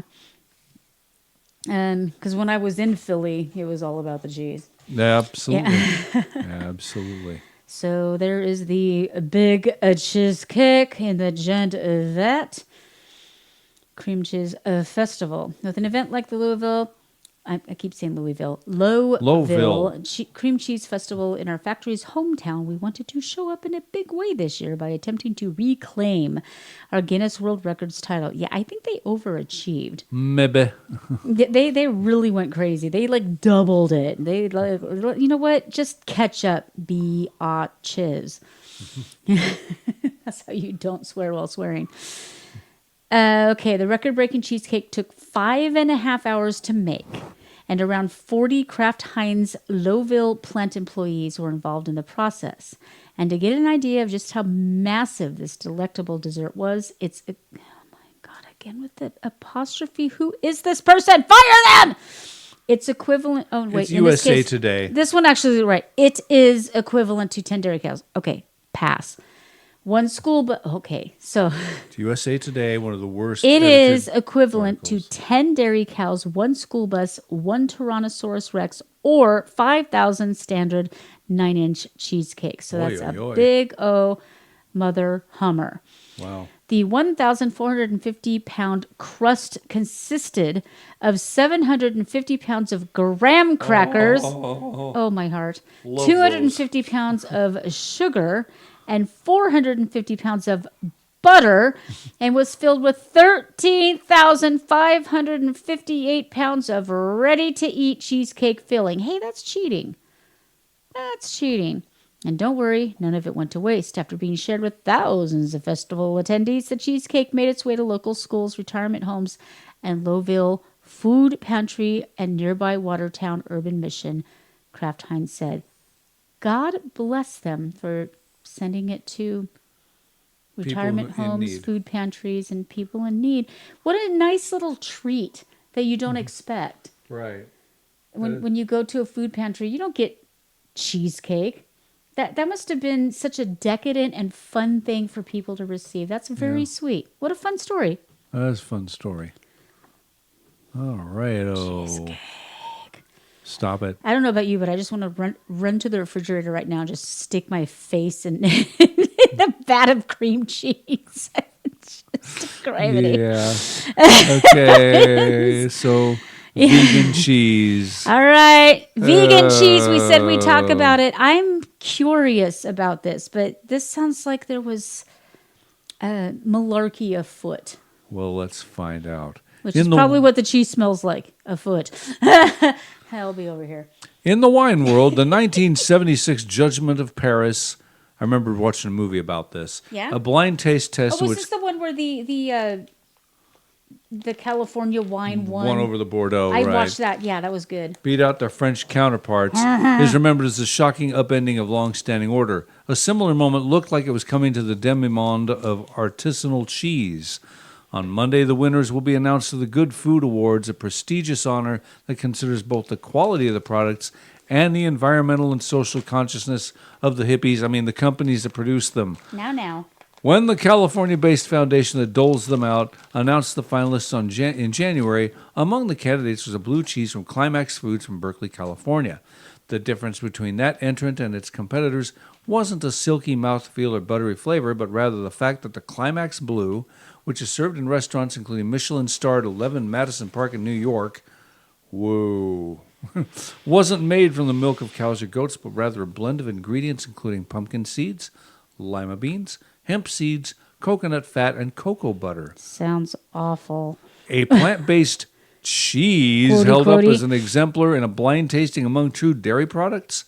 Traditional cheesemakers were shocked as word spread about the interloper, mostly through food writer Janet Fletcher's Planet Cheese newsletter, the controversy fomented. Do you think it was the added ingredient of crack that made a difference? Maybe.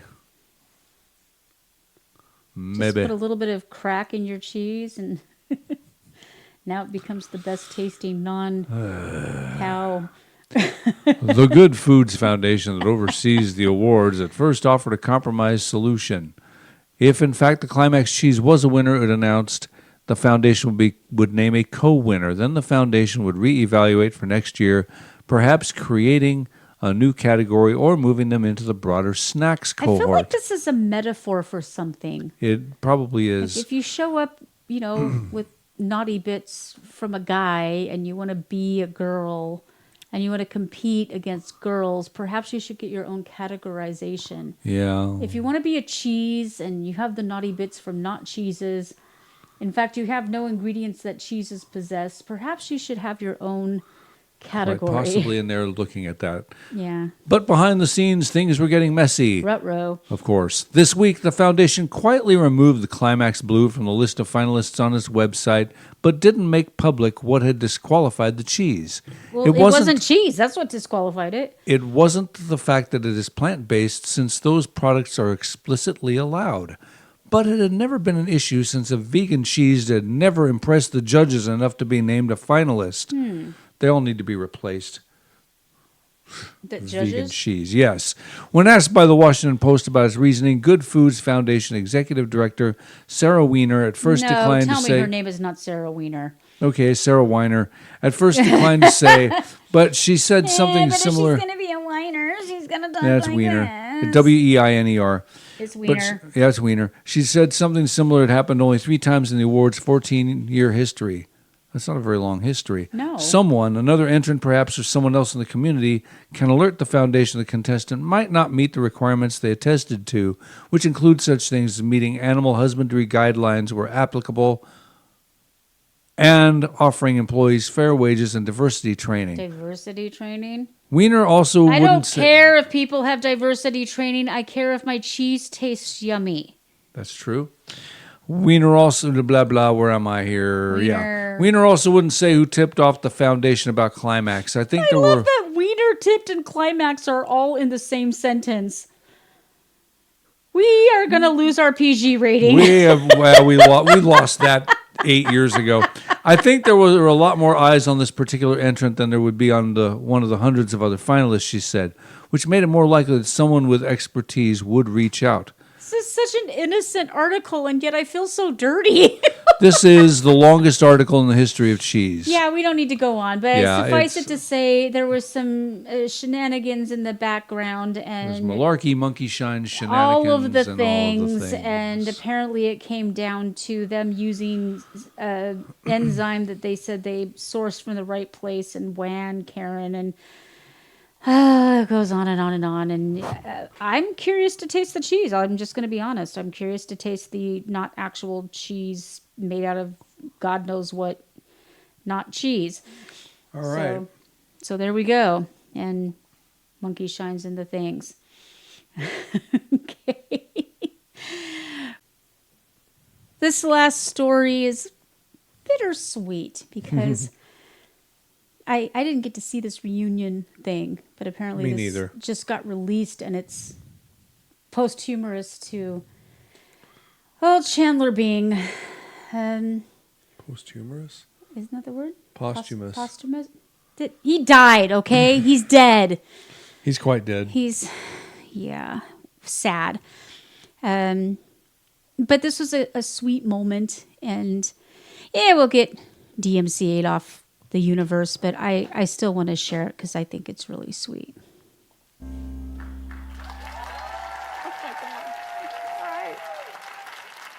And we'll still talk over the top of it, but we'll still get Don't get DMCA'd. too excited. I haven't done this in a long time. So I should be Phoebe for this. It should be Phoebe. Okay. Smelly cat, what are they feeding you? Smelly cat. So apparently, Lisa Kudrow revealed that she had completely forgotten how to do this. She had to actually should Google Google it. So she says, I Googled it. Thank you, Wolf, for posting the chords. Her most popular role, arguably, was Phoebe Buffet Sure. from Friends. And she said she was underprepared for the moment, but she was joined by a special guest. That smelly cat, it's not Your fault. They won't take you to the vet. You're obviously Not their favorite pet. You may not be a bed of roses, and you're no friend of those with noses. And in walks Lady Gaga. That is quite an outfit she's wearing. It's so weird because I was walking down the street and I just happened to have my... Her guitar. Guitar. Yeah. Oh my God. You need some help? Yeah. I mean, I think so. Yeah, Song she's Cat. Phoebe. It's one of my favorite songs. She's actually in the coffee shop from Mind if I- Friends. Oh, please. Take a smelly cat for a spin. Yeah, that would be great. All right. Here she goes. Girl can sing. Smelly cat, what are they feeding you? Smelly cat, it's not your fault. Lisa Kudrow is so funny. Not bad. Was it okay? Yeah. Yeah. Yeah, Really, yeah. really good. Thank you so much. They won't take you to the vet. You're obviously not their favorite pet. You may not be a bed of roses, and you're no friend of those with the noses. You got to hand it to Smelly cat, smelly Lady Gaga because she does have quite the schnoz, and Yeah. pointing to her nose was epic. cat, smelly This is fun. This is cute. It's not your fault. And then, of course, we've got to bring in with the robes and everything. Smelly cat, I can't believe they got a gospel choir to sing "Smelly Cat." Hilarious. I've not seen this before. This is, it's not your fault. Smelly cat, what are they feeding you? Smelly cat. She went full Madonna. It's not your fault. Lady Gaga really can sing. yeah, she's a good singer. Really good singer. Yeah, that's right. And Lisa's classic Phoebe here. This is great. Thank you. This is so great. I still think it's better when it's just me. It is. It is. You heard it. It Can I is. just say something? Thank you so much for being the person for all of us on Friends that was I don't know if this is the right way to say it, but the different one or the one that was really herself. Thank Yeah. you, and thanks for carrying it along. I'm gonna start crying. Yeah. It was just a really cute exchange. I sincerely enjoyed that. So, like I said, we'll get DMCA'd off of the YouTubes, but I don't Yeah, care. it doesn't It was matter. worth it. Warner Brothers can do whatever they want to do. I Warner don't- Brothers can, yeah. What you said. What up, Doc? What you said. Nobody cares. Yeah. Yeah. Now, see, that's why we can't have nice things. And on to news of the wicked. This is nuts. Is it nuts? Is it indeed nuts? Among other things. this In March is terrible. Yeah, this is awful. In March 2023, a Pennsylvania woman received a phone call from a healthcare executive that left her in disbelief. Hackers had obtained photos of her naked body while she underwent radiation treatments and posted them to the dark corner of the internet. Why would you want to see pictures of cancer? The internet. Because the internet, you just answered your Yeah, own question. I know. But- Lehigh Valley Health Network refused to pay a ransom in excess of $5 million to recover the photos and other stolen patient information, but it couldn't sidestep financial damages from the It breach. probably costs them less to do it that way than to Yeah. pay for the ransom. And the thing with paying ransom is the minute you do, they're just going to do it again because they made money doing it. Exactly. And if it's digital, there's no proof that they destroyed it. Yeah. The unidentified woman, who is in her 50s and known as Jane Doe, became the lead plaintiff in a class action suing Lehigh for failing to safeguard highly sensitive patient information, including nude photos of hundreds of cancer patients. Question. Yeah. Why are we taking nude photos of cancer patients? Why? What could possibly be the medical reason for that? I have no idea.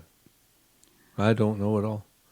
They're not going to tell us, are they? They might, but they probably won't. Ooh. Oh, so they didn't want to pay $5 million, but they're paying her $65 million. You go, girl. Yeah. A law firm announced that Lehigh had agreed to pay $65 million to settle the case. As hackers penetrate American healthcare firms with alarming regularity, this episode reveals how cyber thieves are exploiting uniquely sensitive data with devastating human and financial Why consequences. is this data even available? It shouldn't even be on the active internet. It should be internal and only shared That's at why the it's request. hackers doing it. It's not just, not posting them on Facebook for Pete's sake. Well, but they basically are. Yeah. I mean, they basically are. Devastating. Data breaches that compromise health information of hundreds of Americans happen on a near daily basis. Yipe. According to a Washington Post review of cases compiled by the U.S. Department of Health and Human Services. Okay, I will never have nude photos taken of me, even for medical reasons. And B, if you were to hack it and find any, you deserve what you see. True. Hey. Yep. I didn't mean it like that. Jeez. I didn't mean it like that. I'm just saying it's not smart. It's Can not you good. fire your husband? No, Gosh. don't hire me. I'm just full disclosure. It's late. People, do not look at my wife. Whatever you do, save yourselves. Do not look at my I wife. look at you all the time, and I love what I see. You know that. One mistake, I slip But you're once. weird. Jeez. Anyway, that is especially the case for a health system. Oh, wait a minute. The Lehigh Valley case also highlights the legal predicaments for healthcare organizations that are increasingly targeted by hackers, leaving them vulnerable to both the cyber criminals and subsequent lawsuits brought by patients whose lives are upended by a breach. Still want to know why they got naked pictures taken of I'm themselves. scrolling down to see. It isn't clear how common intimate patient photos are exposed in hacks. Well, I guess that answers that question. This includes X-ray. A plastic surgeon in Beverly Hills Who wants disclosed to see X-ray? People are weird. People are strange when you're a stranger. A plastic surgeon in Beverly Hills disclosed a cyber attack last year that included images taken in connection with the services rendered at our office, sparking litigation. A second plastic surgery clinic also disclosed a hack around the same time. Hackers don't know have why they're increasingly doing gone it. after critical cogs in supply chains, such as United Health Group's Change Healthcare subsidiary, which routes claims from pharmacies and healthcare providers to insurers and facilitates payments. That I So you understand. don't have much medical privacy anymore. No. They can hack the hell out of you. No, I think, what is crazy. it, HIPAA and FICA and FACO and OSHA and WICA and all of them are totally being violated here. You forgot MCA and ABC. There you go. They're all being violated. DACA and FACA and Yeah, another full disclosure. I actually did work briefly for you. LIFO, FIFO. I mean, it's all being yeah. all being hacked. Absolutely Crazy. That's insane. And these poor people, they're already going through so much.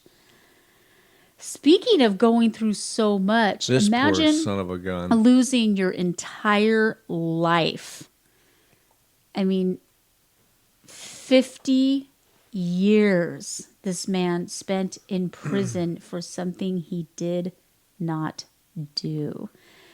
You spent some time in Japan, so how do you pronounce this lovely man's name? Iwa I think Hakamata? it's Iwao Hakamata. Okay, so in court in Japan on Thursday, acquitted Iwao Hakamata, the world's longest-serving death row inmate. The world, not just Japan. And this is on the September world. 26th. It was just a few days ago. Yeah, just a few days ago. Half a century after he was arrested and sentenced to death on the basis of some blood-stained cloths found near the site of the quadruple murders. Hakamata was sentenced to death over the killings of a senior manager, the manager's wife, and two children at the miso factory where he worked. I'm never going to eat miso again. Miso is a local food seasoning. Well, everybody knows that. The victims were found stabbed to death in 1966 in their house that had been burnt down. So first they got stabbed, then they got burnt. Hakamata was arrested in the same year, and his death sentence was finalized in 1980. That took a long time, 66 to 80. The Shizuoka Thank you. On Thursday, said the investigators District Court. Very important to say that. Just some Shizuoka made sound like the Yakuza. That's true. Not everybody is, those who are listening cannot see the word. So, yes, I stand corrected. The Shizuoka District Court on Thursday said the investigators had fabricated evidence at the end of the retrial that captured the imagination of the Japanese people. The 88-year-old former professional boxer spent nearly 5 decades as a death row inmate. He was released from prison in 2014 following new evidence. The retrial began in October 2023. Why was there a retrial if he was found innocent? There must be something in the Japanese legal system that allows for that. Yeah, because we have double jeopardy here. There were 3 instances of fabrication of evidence, including 5 pieces of clothing that Hakamata was alleged to have worn during the incident, and his confession, Kyoto News Agency quoted the court as saying. The court also said, the way that's worded is that he wore it while he stabbed them, and then he put them back on to confess. Yeah, I know. Really bad writing. The court also said his confession was forced by inflicting physical and mental pain, describing his questioning as inhumane. Yes, if you torture somebody long enough, they will admit to doing things they did not do. Mm-hmm. The blood-stained cloths, and they keep saying cloths, not clothes, but cloths, used as evidence against Hakamata were found in a miso tank near the site of the murders. I think this is being translated from Japanese, so it's going to be, okay. There's going to be some... That makes sense, okay. Some discrepancy. So there wasn't an editor who actually checked it after the fact. No. It was probably translated by AI, and they were just like, okay. Anyways, it was found in the miso tank at the site of the murders 14 months later. The defense team said the color of blood could not remain red in the tank for such a long time. The court agreed to this argument. Could not remain red? No, because blood turns brown after it's been out for a while. Mm-hmm. How weird. Looking at the clothing. In 2023, March, the Tokyo High Court had ordered the retrial, citing the strong possibility of investigators planting the 5 pieces of clothing. The High Court in 2018 had initially decided not to reopen the case. Yeah, he was already free. They should have let it go. But the Supreme Court in 2020 ordered it to re-examine its ruling. Kyoto News Agency reported, this poor man. Hakamata, who maintained his innocence throughout all these years, was helped by his elder sister, Hakamata Hideko. Hideko, who was 33 at the time of his arrest, was a firm supporter of her brother, appearing in court to support him for all these 5 decades. Iwao wrote to his family from prison every day, and HK said in a report, I am not the culprit. I am screaming every day. He wrote this to his mother in 1967. A year after his arrest. At some point, the screaming stopped, I'm sure. God, it's just horrible. And there's nothing you can do. Mm-mm. Absolutely nothing you can do to repay this guy. No. No amount of money, nothing. He's nothing. old. I mean, he's got a few years He's left. just going to have a couple years of quote, freedom and then die. Awful. Just awful. I just can't even imagine. I'm so sorry. So sorry for this man. That is a truly awful thing. Okay, meanwhile, he spends his life in jail for something he didn't wear, and now folks are going to jail or being kicked out of venues for things that they are wearing, which is absolutely ridiculous. This is a violation of our First Amendment rights. Go, Jim. Fantastic. This Trump supporter is playing hardball with the New York Mets. Aura Moody wants $2 million in damages from the team at Citi Field, claiming she was barred from entering the stadium last month until she took off her Make America Great Again hat, according to a September 6 Brooklyn federal court lawsuit. The Republican from St. Albans, Queens, insisted the ban violated her right to free speech and caused her emotional distress. This country is supposed to be the beacon of freedom for all. Moody, 64, who is representing herself, She's told 64. the Post. Man, they are right. Black do not crack. She is a good-looking woman for 64. I haven't seen it. Yeah, she ain't bad at all. Yeah. Okay. She's accused the Mets of racial discrimination and political retaliation and Yeah. reputational harm. 100%. Good. Nail it.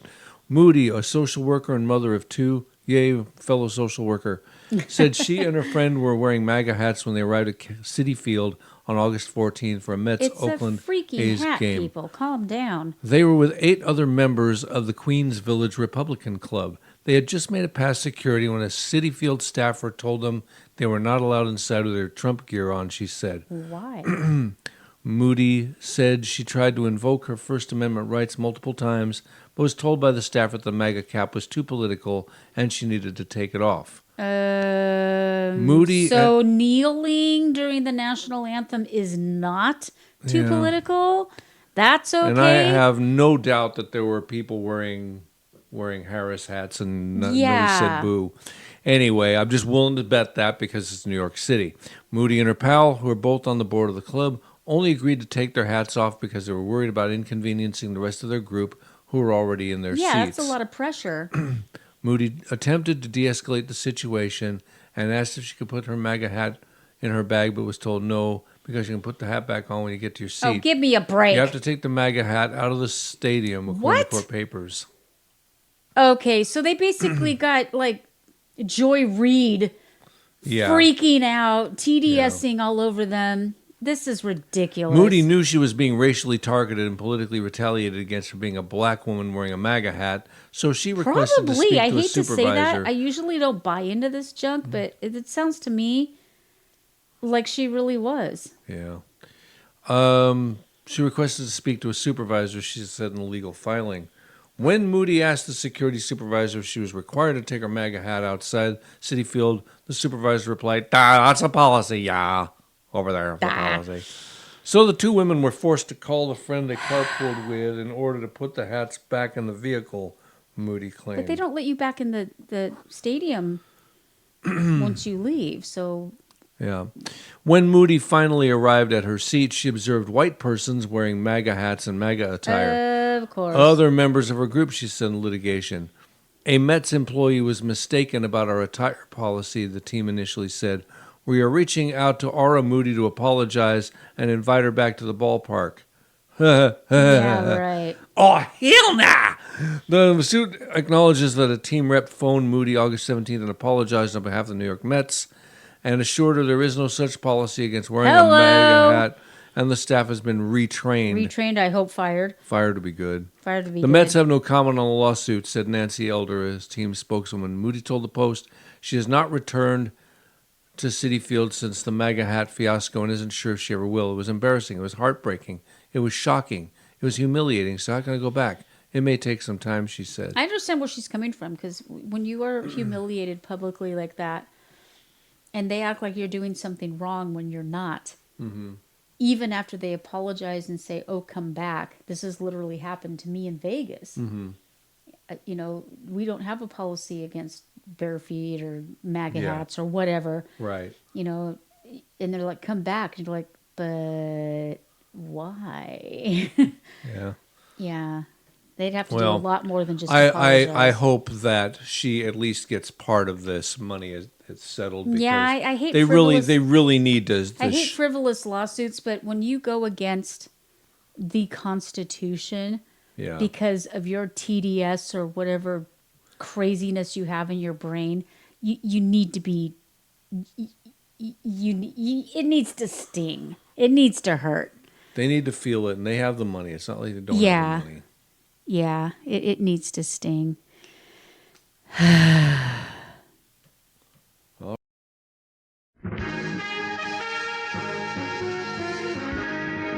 This is not Bubble Waters.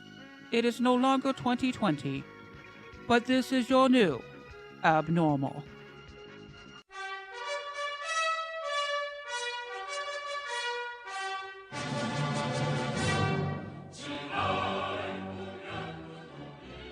If you can't raise corporate taxes, or if GOP takes control of the Senate, where do you get the money to do that? Do you still go forward with those plans and borrow? Well, but we're going to have to raise corporate taxes, and we're going to have to make sure that the biggest corporations and billionaires pay their fair share. That's just it. It's about paying their fair share. I am not mad at anyone for achieving success, but everyone should pay their fair share, and it is not right that the teachers and the firefighters that I meet every day across our country are paying a higher tax than the richest people in our country. President, there wasn't a single thing that I did that she couldn't do. And so I was able to delegate her responsibility on everything from foreign policy to domestic policy. She simply has said it doesn't have to be this way. It doesn't have to be this way. We can't afford 4 more years of this, and I've been saying it. You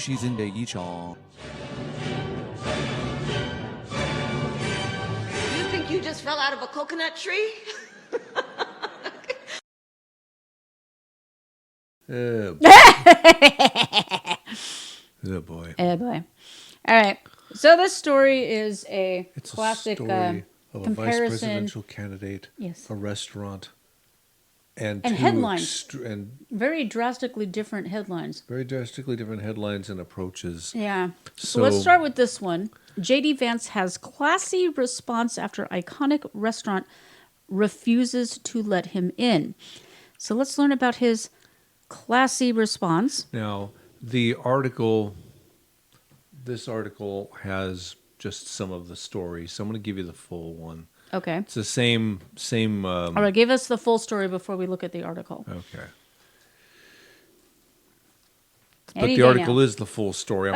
You're throwing me off with No, Dah. it's okay. Okay. Republican vice presidential nominee J.D. Vance attempted to stop by the iconic Primanti Brothers restaurant in North Versailles, Pennsylvania on Saturday, where scores of supporters had gathered in anticipation of the visit.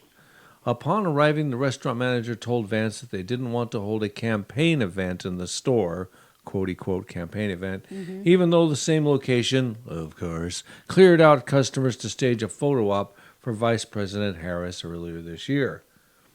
An employee told the campaign that this was not a campaign stop and that JD's not allowed in. In addition, the restaurant manager threatened to call the police if Vance entered the establishment. That's a little bit over A the bit top. over the top. Trump Vance supporters who had gathered at the restaurant proceeded to boo the manager after Vance was barred from entry.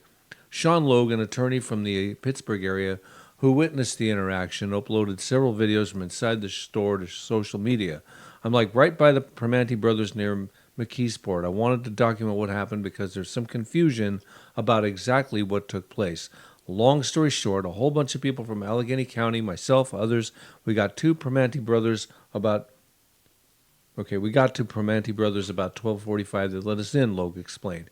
He added that half the crowd was dressed in Trump gear while others were dressed normally. J.D. Vance's... Like Trump gear is abnormal, but okay. Well, yeah.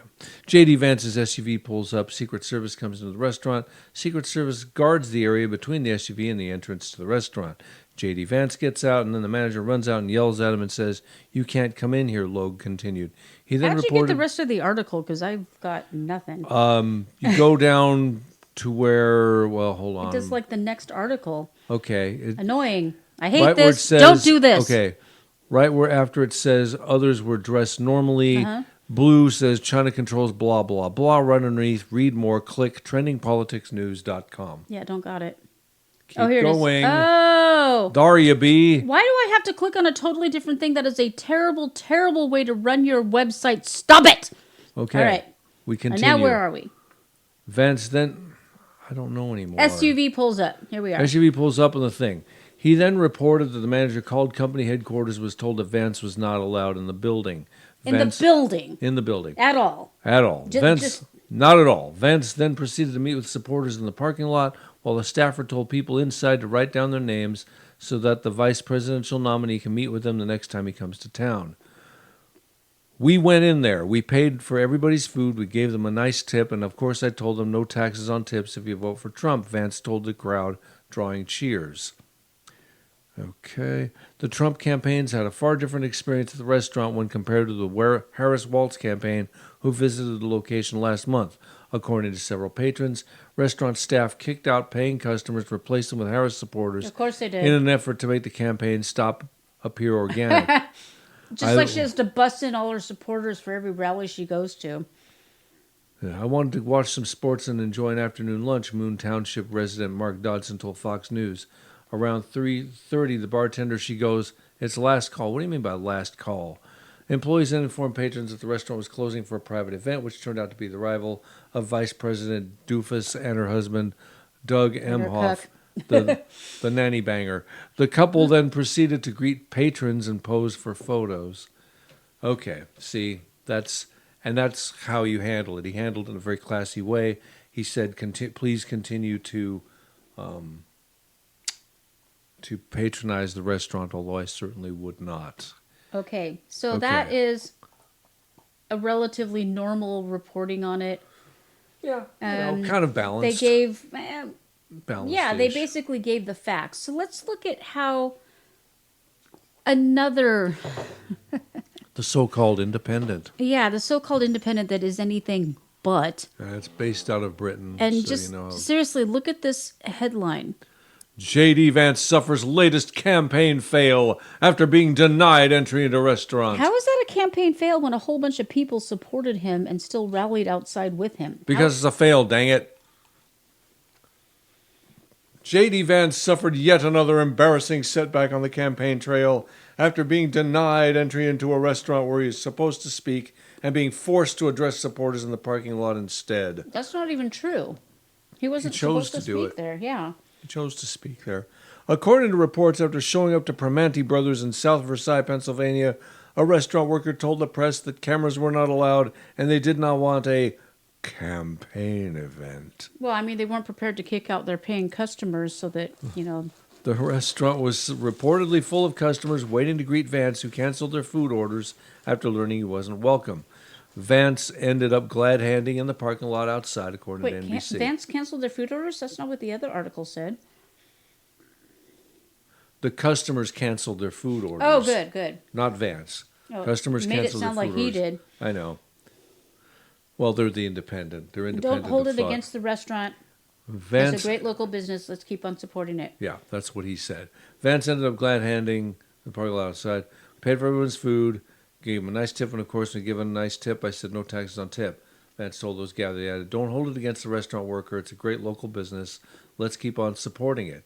The latest food shop-related gaffe led to many online questioning those that make advance arrangements for the Republican vice presidential nominee, with one ex-users claiming he has the worst advance team in modern election history.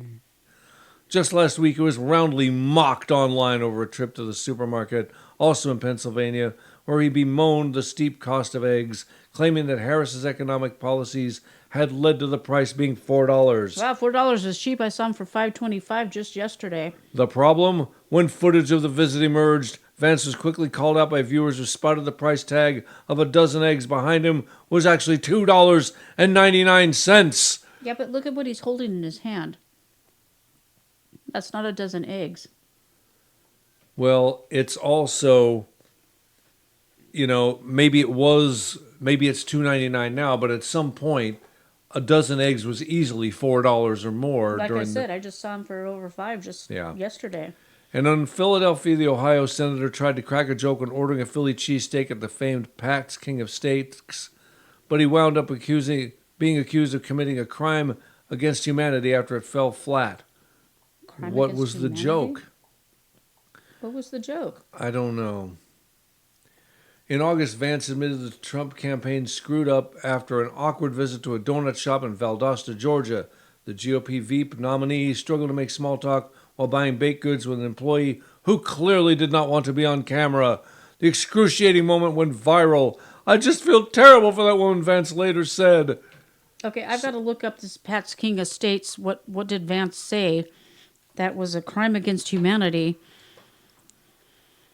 I mean, if it's a joke, I mean, seriously, what kind of joke? It could be a crime against humanity. That's a bit over the top. A bit way stupid over the top. Okay, so I've got sort of an article here. Let's see what it says.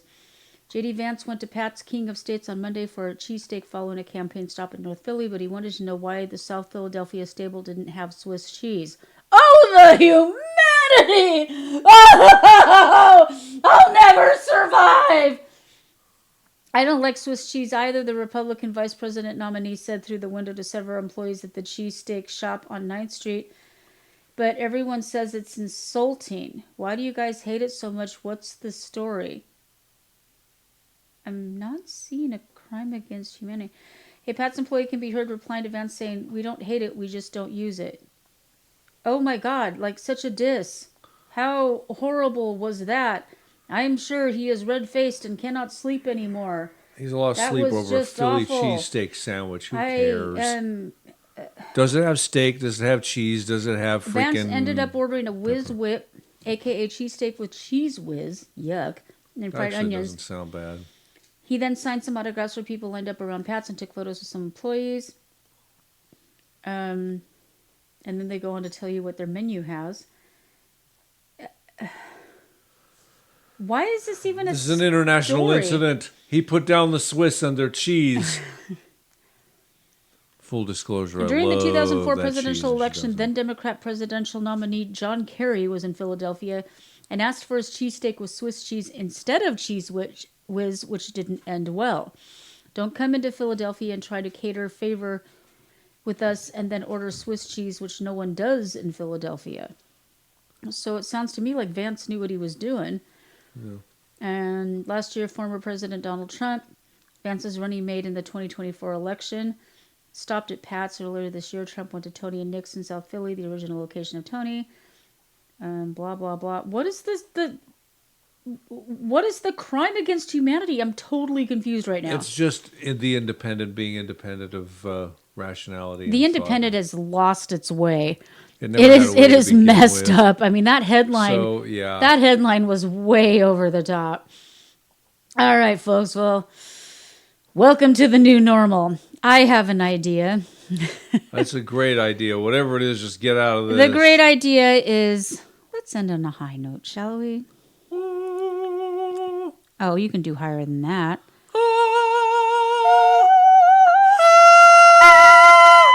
Loving you is easy 'cause you're beautiful. Ba-da-da-da-da. I just scared the pets out of the room. Fritzy's gone for the night, and so am I. But before I do... One last story.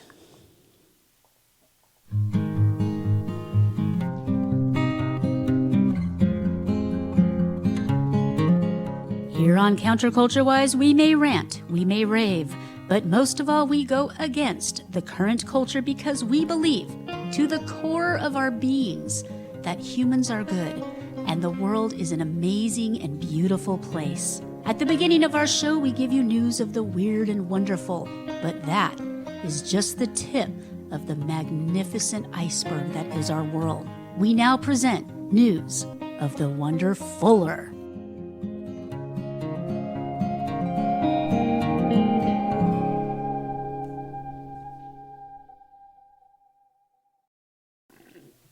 We both talked on the last one so much, I don't know who's reading the last one. You're reading the last one. This is a make me cry one? No, I don't know. Because usually you're over in the corner giggling maniacally over whether you think I'm going to cry. I'm looking something up for you because I know a question's going to show up. So I'm looking something up for you right now.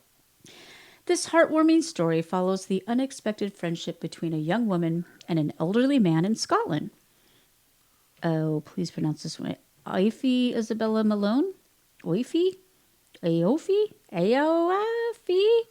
Just call her Isabella. AIM, moved to Scotland at 19 to chase her dreams in the fashion industry.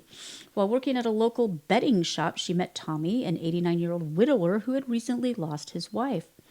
One evening, I'm going to keep calling her Oif. I got to look this up. I got to look up how this is pronounced. Somebody help me. How do you pronounce this woman's name? A wife. How to pronounce whatever in the heck this name is. Because I knew I did Hermione wrong. Aoife. Okay.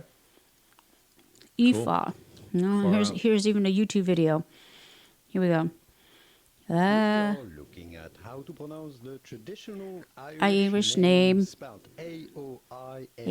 Pretty much ignore the first two letters when you pronounce Ignore the it first and two letters. simply say Aoife. Aoife. All right. So this woman's name is Aoife. That's Far actually out. kind of pretty. One evening, Aoife extended a simple yet profound gesture of kindness that would change both their lives. From that moment on, their bond blossomed into something truly special. Aoife documented this incredible journey through a touching series of photos on TikTok. Aww. So you read them as you go for The slightly bizarre story of how I became friends with an 89, now 98-year-old man. And it shows a keychain with pictures of them. He's really cute. Yeah. Pointing Kinda at the looks like camera. Carl Malden, the actor. Yeah, it kind of does. little Yeah. bit. Yeah. When I was 19, I moved to a small town in Scotland to study fashion. A girl's got to eat, and the job ops were limited. Why she put an apostrophe in were, I do not understand. So I started working in a bookies. That is a betting establishment. Gotcha. That's why I was looking it up. and I Okay, let thank you. read it, so. A man called Tommy would come in multiple times a day. It was obvious he was really lonely. His wife had died the year before, and he was coming into the bookies for some company. Aww. He dresses nice and everything. After a few days of working there and seeing him come in so many times during my shift, I asked him if I could join him at the bingo that night. He was delighted and got all dressed up for the occasion. I mean, like actual suit, tie, the whole bit. Some of my uni friends came with me because they were like, why are you meeting some random man at night? Smart. Tommy walking into the bingo with 4 young ones on his arm was the talk of the town that week. Oh yeah, 4 hotties, yeah. That night at the bingo was the start of a beautiful friendship. I'd see Tommy when I was at work every day. I'd go to his house a few times a week. He'd cook me dinner at his house, or I'd take him out for dinner or the cinema, the pictures, he calls it. Yeah, that's what us old people call it. Fish and chips, y'all. That fish and chips looks so good with. We don't do the peas here in the U.S. No. Though, except the actual pubs, the Irish. Yeah, the and English our favorite Irish one in pubs. Vegas closed down. Yeah, thanks to darn COVID. I dragged him to the charity shops a lot too. He doesn't even know how to do the peace sign. He's holding up or he's trying to hold up 2 fingers. It's cute. He started to teach me how to drive, and I ended up passing my test in his car. Well, it's not there. Oh, okay. He's posing for some. Oh, okay. So he's posing for a bunch of pictures. It's really cute. You have to go to the live link because this one it deletes sometimes. He started to teach me how to drive, and I ended up passing my test in his car. I've had instructors back home in Belfast, but if Tommy hadn't taken me out to practice nearly every day for months, I'd never have passed. They act like it's so hard to drive. I was driving at 14. After our first year of uni, my besties and I moved to Edinburgh and started to commute to uni. Tommy would meet us at the station every day and drive us to uni. That's so cute. He became good friends with all my friends, and we'd take him out for dinner, watch the Six Nations at his house, and even had a surprise party for him one year. Aw. When I moved to, she's doing like little bunny ears behind him and everything. He's in really nice tie, vest, the whole He bit. dresses nicely. Yeah. When I moved to Edinburgh, Tommy would come visit every few weeks. He met all my work friends at the pub I worked in, and then I would come to the shop I worked in. We'd go for dinner and sometimes go see a show, which he always loved. Over the years, he met pretty much all my friends. So there's a picture of them in a pub. They're all youngins, and he looks like their grandpa. Mm-hmm. And my family, too. He met my brothers and cousins in 2018. So sweet. He was my mom's +1 at my graduation in 2019. Aww. Not long after I graduated, I found out I'd gotten a job in NYC. We spent our last night sitting on a bench in St. Andrew's Square in Edinburgh, sharing earphones, listening to Frank Sinatra. Aww. I wasn't sure how long I'd be in America, so I was scared I wouldn't see him for years, and I'd say he felt the same. While Aoife was in NYC, COVID hit. She was worried about him being in isolation, so she came up with a plan to shower him with love. I posted about him on Instagram to ask people if they'd send him a card for his 95th birthday, and it went pretty viral. He received thousands of cards, presents, and cakes from people all over the words. Probably all over the world. School children wrote him letter as a project sent by their teachers. Aww, this is so sweet. And I taught him how to do the peace sign. He finally gets it right. He finally gets it right. Here they are sticking their tongue out at the camera. He's 98 now, 99 next month, and I get to see him every 6 weeks or so. He's in a care home now, but he's still as sharp as the day I first met him. The end. That's really sweet. That is, I love that story. It's like she got a grandpa, you know? Yep. I wish I had a grandpa. That is a really sweet story.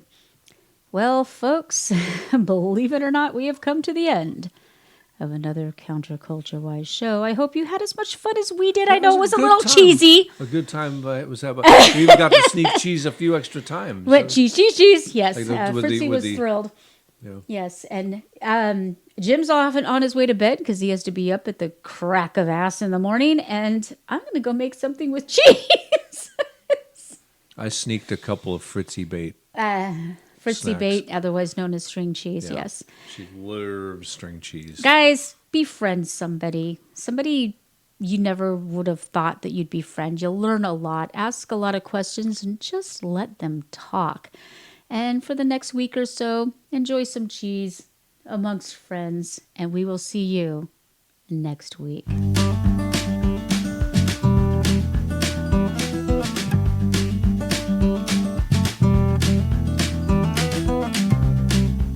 CounterCultureWISE is a Stormcat production.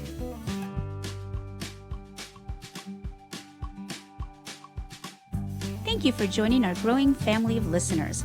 All links from the show are available on our website, CounterCultureWISE.com. Find our archives on any of your favorite podcast hosts. We engage in satire, commentary, and generally laugh at the ridiculousness of our crumbling society. Our only medical or financial advice is to not follow any financial or medical advice given by podcasters. Our animations, interviews, Holy Crap segment, and other videos are put out on BitChute and Rumble, and only in part on YouTube because they hate free speech. Our show is entirely funded by listeners like you. Visit our ever-expanding merch store or our Subscribe Star, where you can get outtakes, extra videos, and sneak peeks.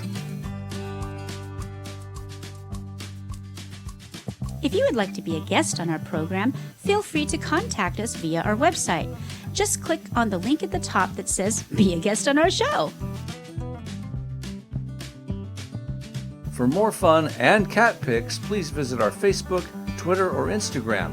For complaints about our show, please fill out the ID10T form on our website, and we will give it the attention it deserves.